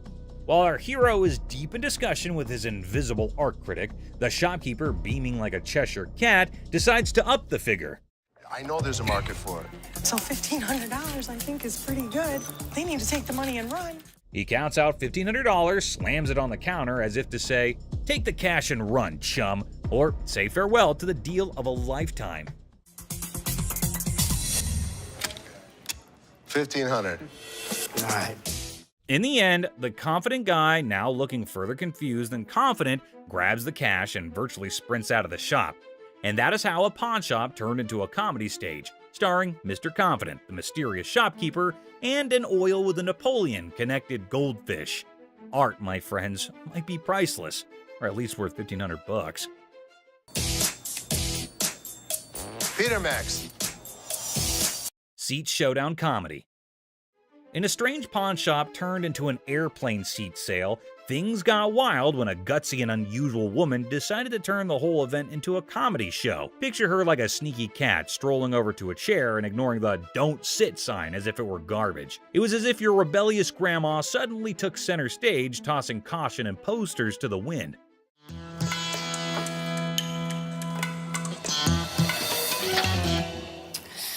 Then in comes the lady running the shop, armed with politeness and a simple request for the lady to give up the seat. Little did she know she was about to get into a funny showdown with our cool and calm customer. The woman, looking super confident and mischievous, said, "Just let me be," treating the chair like her personal throne. Okay, these are for sale. We don't have like a trial and error. Okay, well, I'm not trying to buy them. I'm just trying to try them out. As if that was not funny enough, the secret guards jumped into the blend. The shopkeeper, determined to bring order back, tried nicely to get the bold woman out of her comfy spot. But our fearless main character was not having it, bravely declaring, "You cannot make me move." And what you can do is leave me the alone. Okay. Yeah. Then comes the guard trying to lift her off the seat. Suddenly, there's a big scene. The woman, now a pro at making a show, indicted the guard of bothering her and indeed threw in the surprise of claiming it was sexual harassment. The pawn shop turned into a stage for a solo performance, with our main character making up the script on the spot. No, thank you. You You can get your hand off. Get your hands off of me. Get your hands off. But the comedy did not stop there. Wanting to leave with a bang, our leading lady dramatically fell to the bottom, blaming the confused guard for pushing her. The shop, once a place for buying and selling, turned into a theater for a funny play where reality and silliness conflicted in the most hilarious way. Girl, You pushed me. What? I didn't touch. Did I touch it? And just like that, the woman in the pawn shop left everyone. Guards, shopkeeper, and onlookers scratching their heads, wondering if they had just witnessed the craziest pawn shop show ever. I'm not going anywhere. Do whatever you want. And we can have a staring contest. Joe Sofa Saga. In a pawn shop full of weird and wonderful things, a guy named Joe was on a mission for the perfect SETI. The man was on a tight budget, but his bullishness was as high as his hopes of chancing a hidden treasure among the fine furniture. Well, here's the deal. I just moved from New Jersey. My wife and I. We just bought a house, and she sent me here. She said, see what you can pick up. Perfect. Let's find some. He spotted a couch that looked like it had been through a lot. The man with a hopeful look asked the shopkeeper if they could clean it before he bought it. Little did the man know, this couch had a history. Spills, stains, and all sorts of weird stuff. The shopkeeper, trying not to burst into laughter, convinced the man it was a great deal without mentioning the hidden surprises. So inexpensive, right? Really? Yeah. I gotta tell you, man, that's nasty. Not giving up, the man confidently sat on the couch, comparing the dirt on it to his shoes. I'll tell you what, my shoes are cleaner than this couch. Then don't buy it. With a serious face, he said, "I'm pretty sure my shoes are cleaner than this thing." He even tried to make a deal, $200 for the not-so-great couch. $397.77. Really? Well, I only got $200. It was a deal only Joe could find reasonable in the world of craziness. The real laughter started when this man, without thinking much, joked that if the couch were the shopkeeper's daughter, she must be a nasty one. The line between funny and awkward was getting blurry. We had a reupholster and I gave it to Ashley. Is that right? Yeah. Is that your daughter? That's my daughter. She must be nasty, too. Out of the blue, a guard, called in by the offended shopkeeper, rushed in like a superhero. Joe was lifted off the couch and thrown out of the store, leaving everyone laughing. Yeah. Walk out. Walk out, my man. The pawn shop adventure had ended, but the story of Joe and the not-so-clean couch was sure to be a tale told with giggles and grins for years to come. Yes, sir. I'll go someplace else. That's the Dirty D right there, baby. Comic pawn shop confrontation. Okay, a man is coming towards the shop. Wait, what? Is he coming to have something from the pawn shop? The man asking about her daughter means how creepy it is. Hello, I need to pick up some stuff for my daughter. Is it in pawn? Yes, ma'am. Laughter begins. Everyone around is intrigued to know what had happened to this man. Oh, another man entered into the argument. Let's see what would happen. Man accusing the shop owners of stealing. How crazy this man is, constantly accusing them of being thieves. No, I want the stuff. Yeah, but without the ticket, we can't give it to you. The man is constantly infuriating them and sees he has come out the carbon.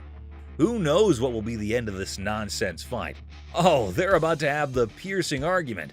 I'm here, I want the stuff now. And what's he gonna do? The man called the guard to throw him out, but see, the man is not in control. He is constantly arguing and challenging them without knowing the fact of the danger he's really in. Oh God, he's challenging the massive guard! The guard stopped him and said, "Don't touch me," but the man was not understanding. Hey, I ain't scared of him! Is he serious? Calling his death to come earlier. The guard, in his fur, sent the man out. The really funny moment for all because the stupid man in his arguments really put him into account. Hey, you can't get... Hey, I want my stuff! I tell you what, big boy! Hey! Battle for sanity. Well, folks, take a look at the pawn shop's front yard. It's like a bustling highway out there. The crowd has formed a lane longer than my grandma's stories. And guess what? The sanity levels are off the charts. It's like a contest for who can stay the sanest. Now, hold your horses because here comes the geniuses. These folks are more interested in the pawn shop than a cat in a laser light show. Well, he's from California. Look at all these idiots. They've gathered like it's the grand opening of the Pawn Shop Olympics. What's the big attraction, you ask? Maybe they're expecting a magic show, or perhaps the pawn shop's secretly giving away free wisdom. Or, here's a wild thought, they're gearing up for a full-scale aggression mission against the poor souls inside. Watch out, world, we've got a pawn shop revolution on our hands. Stay tuned and remember, in the pawn shop chaos, sanity reigns supreme. Good luck, brave souls. That's not. Clueless heist hijinks. Well, howdy there, folks. We've got a Lone Ranger in the pawn shop, sipping on his secret drink like he's the king of mystery. Little does he know, he's the star of a hidden camera show. Talk about being clueless and camera shy. Hold your horses. Looks like our man might be plotting some grand heist, doing his best Sherlock impression. He's scouting the joint, probably trying to find the perfect spot for his not-so-genius plan. But wait, he's still in the game. What on earth is he searching for in the pawn shop? Maybe lost treasure for his car keys? The suspense is killing me. Oh dear, he's now at the other counter. This fella is like a headless chicken wandering around without a purpose. Somebody give him a map or a snack at least. Buckle up, folks. Our wannabe detective just upgraded to a full-blown thief. Watch him waltzing around planning the perfect crime, and bingo! He pulls off a smooth exit, leaving the scene like he just won a game of hide-and-seek. Hold your belly laughs, our genius thief is back on camera, sneakily hiding his loot in his trousers. Smooth moves, my friend, smooth moves. And there he goes, strolling out of the pawn shop like he's won the lottery. Thinks he's the mastermind of the century, leaving behind a trail of stolen goods and a whole lot of laughs. What a character. Antique computers. Have a good day. You wonderful. So much. You too. Two tech-savvy grandpas strut into a pawn shop, seeking a fortune for antique computers. Instead, they're hit with a vintage rejection. Bastards, you can't give me a dime for... Oh, man! When one grandpa clumsily breaks a computer, he pulls a move straight from the sitcom handbook. Accidental comedy at its finest. Now you should have that! Put it in the... Oops, one grandpa accidentally smashes a computer, blaming the seller. He theatrically tosses it toward the dumpster, thinking it's a mic drop moment. The seller, the true comedy connoisseur, chuckles at the failed dramatic exit.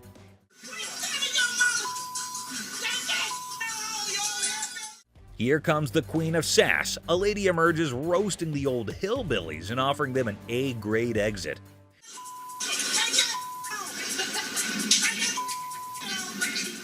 She declares her reign over Detroit toughness and leaves them pondering a future career in comedy security. Cue laughter. Exit stage left. Ex-couple. Hello. Hi, how are you? I'm good. How are you? I'm fine. I'm actually looking to pawn these 2 watches. In a pawn shop, a young couple walked in to sell 2 watches.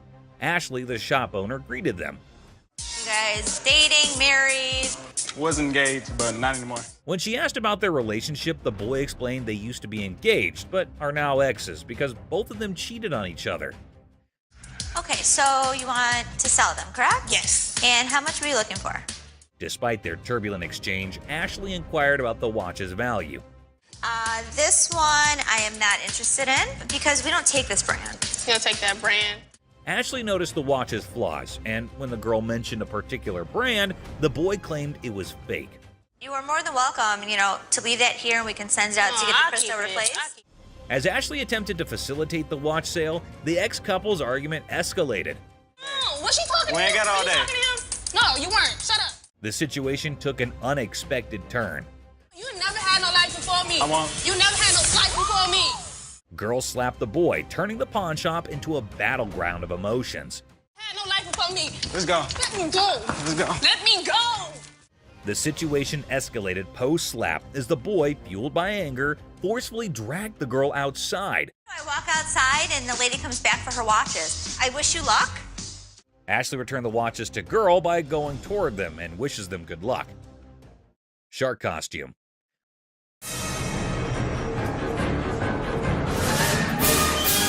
A fantastic character, half man, half shark, enters a pawn shop. Yeah, I'm a professional mascot during the daytime.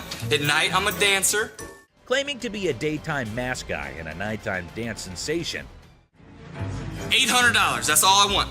This guy is so bizarre. Les, skeptical, questions the Shark Man about his $900 financial request, leaving the room stunned.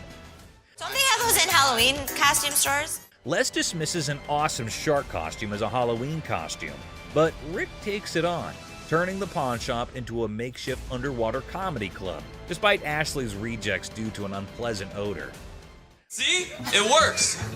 $800. Les, a pawn shop owner, is captivated by a customer who demands $800. You're missing a speeder. Oh my God. But when he reveals his naked self, Les's jaw drops. Hey, where's Ashley going with the naked guy? Tom, between amusement and disbelief, Les performs the quickest eviction in pawn shop history, leaving the customer high and dry. Ching Chong TV. Girlfriend's about to fly back home without me. I have no money. It's the only way I'm gonna be able to go. Right. I want $200 for it. 200 for that? A hat-wearing kid strolls into a pawn shop, hoping to score $200 for his TV. The seller, feeling frugal, counters with a generous $15.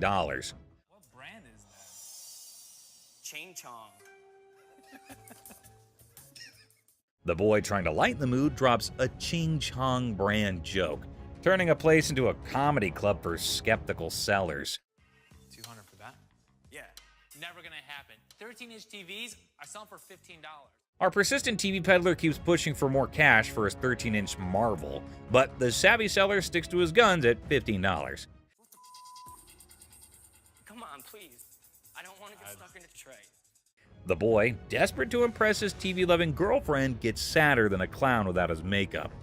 Girlfriend's about to fly back home without me. I have no money. It's the only way I'm gonna be able to go. Right. I want $200 for it. 200 for that? The seller, unamused, directs him out, ensuring love won't cost him more than $15 today.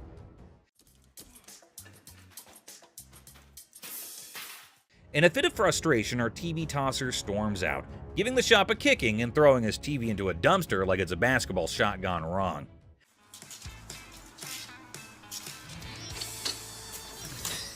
The seller, shaken but not stirred, mutters, "Idiot," and commands him to exit. You're gonna make me leave? Pretty much. Get the out of here. Get off my property. Asserting his control over the TV tossing theatrics. It's a dumpster diving comedy masterpiece in 3 acts. Brain, not brawn. I got a loan on my wife's ring. Yeah? And when I first started coming here, I got a VIP card. I got more on the loan.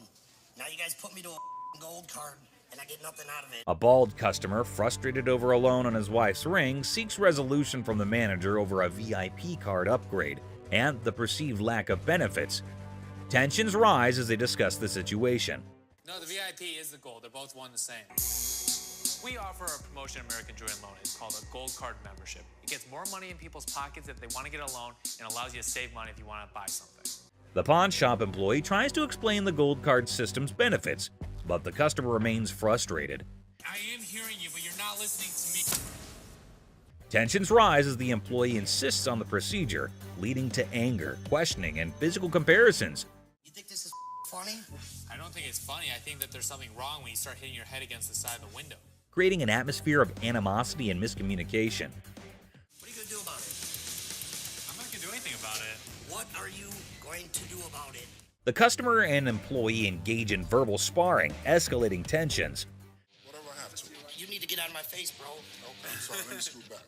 Really? The guard asserts their position, urging the customer to step back. The customer refuses, escalating the confrontation, leaving the atmosphere charged with hostility and unresolved conflict. Hell no. You want some? Whatever you got to bring. Come on. The customer's unwelcome invitation intensifies, leading to an unresolved atmosphere. That's what I thought.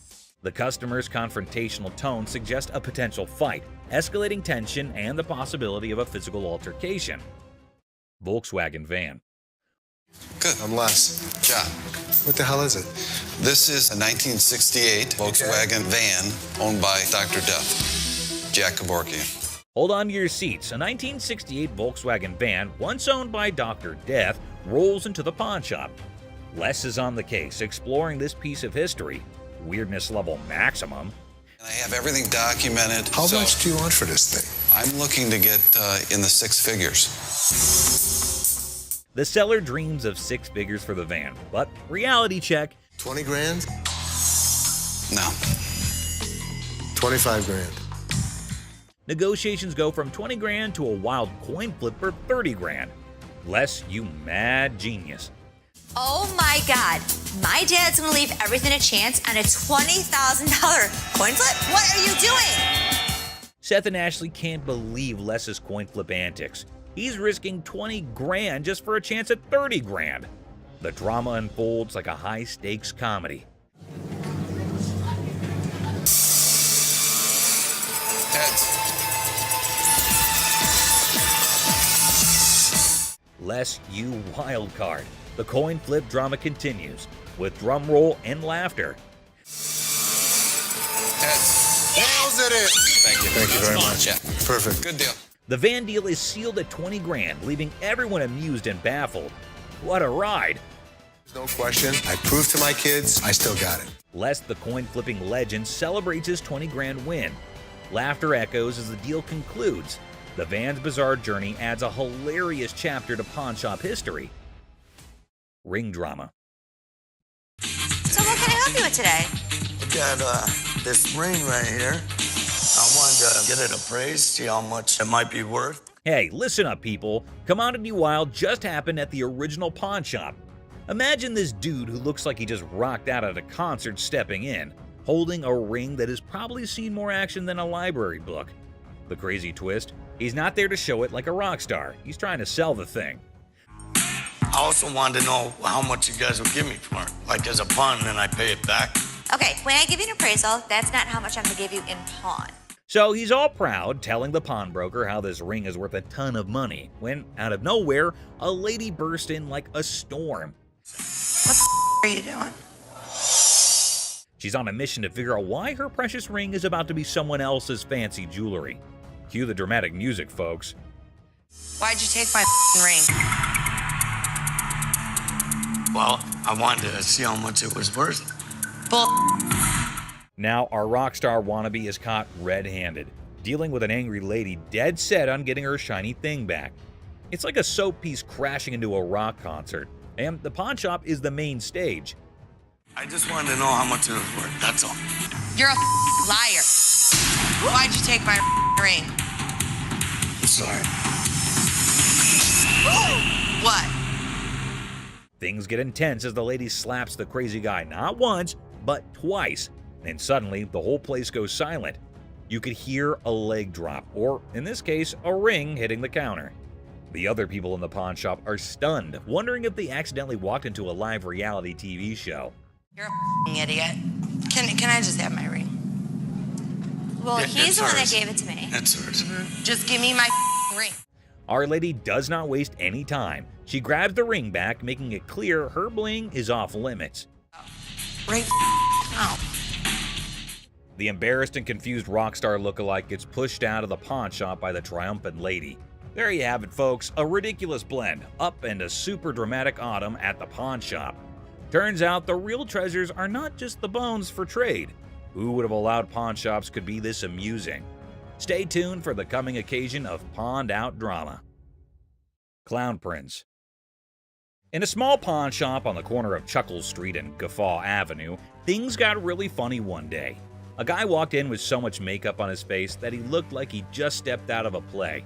The shopkeeper, who was used to weird stuff, tried hard not to laugh as the man approached, sporting a rainbow wig that seemed to stay on by magic.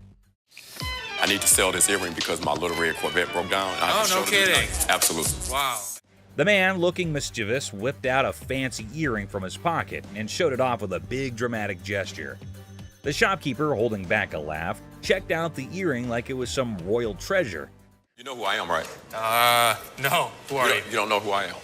But actually, it looked more like a toy you'd find in a cereal box than something fit for a king. 1,000. I'm just asking for 1,000 just to get my limo. No. That's not real. You gonna help me out? Excuse me? That's a real earring, but it's not real diamond. Are you kidding me? Ignoring the fact that the earring was probably fake, the guy started dancing like he was the star of his own circus. Prince, right? Prince, absolutely. Wow. He even gave himself a royal title, calling himself Prince. The shopkeeper, now thoroughly entertained, clapped along as the guy did his goofy dance. With a cheeky smile, Prince claimed the earring was a super precious diamond passed down from his clown ancestors. The shopkeeper played along, giving praise to this pretend royal jewel, while secretly thinking it would make a great prop in a comedy act. As the funny business came to an end, Prince, not ready to leave without a big finish, spun back to the counter and started another round of funny moves. The shopkeeper and his assistant struggled to hold in their laughter, tears rolling down their faces as the wacky Prince danced out the floor, leaving behind a funny feeling that stuck around even after the rainbow wig was out of sight. Boss's TV fiasco. Hey everyone, gather around, because something straight out of a funny TV show just happened at the local electronics store. Imagine this. The big boss barges in like a storm on way too much coffee. Didn't I tell you guys to restock the TV shelf? Didn't you see I was just with a crazy customer? Yelling about wanting to grab some TVs. I mean, who does not suddenly crave a TV spree, right? Now, the poor workers are stuck between a rock and a high-tech place and cannot take the boss seriously. I mean, who could? It's like the boss watched too many action movies and thought today was the day to be an action hero with innocent flat screens. I gave you a job to do and you didn't do it? Dad, you told us we were like little kids. How does a baby know how to, do inventory? But stay, there's a twist. The main character, the boss, realizes things are serious and decides he needs backup. So, what does he do? Grabs his assistant like they're partners in a buddy cop movie. Hey, you know what? The hell with it. I'm gonna do it myself. Bobby J, do me a favor. We need to go pull some TVs. To help with this crazy TV mission. Because obviously, snagging TVs is a job for a dynamic brace. Ash, Seth, right now. What? Right now. Let's just went down. What? Let's went down. But wait, there's more sitcom gold. Out of nowhere, another assistant rushes over to the boss's kids looking really upset. Why? Just went down. What?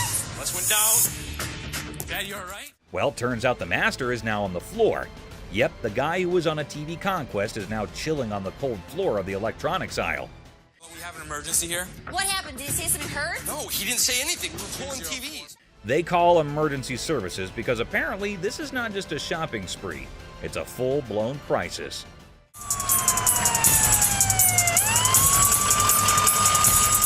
And then comes the ambulance. The daughter dramatically points at the approaching rescue vehicle, as if it's the hero cavalry coming to save the day. My dad's always been the strongest person I know, and right now he's completely helpless. I can nearly hear the wacky sitcom music playing in the background. It's so crazy, snaggletooth, and, well, just another day in the unpredictable sitcom that's real life. Stay tuned for the coming episode. People more adventurous with the boss and his search for TVs are coming your way. Crazy store comedy. What's up, Grandpa? Where's your costume at? There. Corey, that's not a costume. In a super silly store, there's this hilarious pair that could out-funny any comedy show. Watch this, an old grandpa wearing a hat that is seen way too many times, with a black band covering one eye. Right beside him is his son, with a hairband that seems to have its own crazy magnetic pull. A mix of colors that should not make sense on air.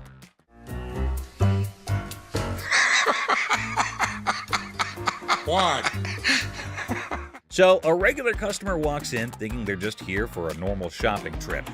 Little did they know, a comedy explosion was about to happen. The first person they notice is the son, and they burst into laughter. "What on earth are you trying to be?" they ask, still giggling from the unexpected fun. What are you supposed to be? It's obvious I'm Justin Bieber, America's heartthrob. With a serious face, the son proudly says, "I'm claiming to be Justin Bieber, the American singing sensation." The secret? It's all in the hair. The customer laughs even more, realizing these two are a riot. Roy Rogers? I'm Rooster Cogburn from True Grit. But the real comedy star is Grandpa, strutting around like a rooster king. Feathery hat, confident crowing, he is turning heads. The customer, almost out of breath from laughing, asks, "What is your grandpa pretending to be?" Slightly holding back laughter, the son answers, "He is the legendary Rooster Kern. Shows up once in a lifetime to make people laugh." Go yourself. Antoine, what are you supposed to be? The world's biggest baby. Just when effects seem crazy enough, another character appears, a guy dressed like the world's biggest baby. The customer, nearly crying from horse laugh, realizes they have hit the jackpot of comedy. In this shop of customer craziness, laughter is the currency. These funny characters are the kings of comedy, making everyone laugh and showing that occasionally the best service is the one that comes with a big dose of funny. Pawn Shop Riddles. Look how stupid this question on Pawn Stars is. In this hilarious rant, the speaker dissects a seemingly absurd question about fake items in a pawn shop. A over 1,000, B over 5,000, or C over 10,000. The logic behind the options A, B, and C is dissected with comedic frustration. Well, if the answer is C, the answer's also A and B. Because if it's over 10,000, it's also over 5,000, it's also over 1,000. The speaker expresses disdain for the question, claiming that if the answer is C, then A and B are also correct. I mean, most of the shit that comes into the pawn shop has got to be fake. They've been in business for years and years and years. The absurdity of the question and the presumed obviousness of the answer are highlighted. God, what a stupid question. The speaker ridicules the question's simplicity, asserting that there's no way to get it wrong. The tone is sarcastic as they emphasize the lack of challenge in the question. Anticipation builds as the speaker eagerly awaits the genius-revealed answer. The expectation is set for a straightforward solution to the seemingly senseless question. The speaker's reaction is a mix of frustration and amusement as the answer confirms the over 10,000 scenario. The comedic exasperation with the question's lack of complexity is evident. That's all for our video. We hope you liked it. Please comment, like, and subscribe. Don't forget to hit the notification bell for more videos like this. Share it with your family and friends. See you next time.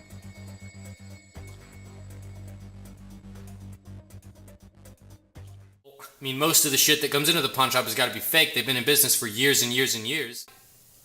God, what a stupid question.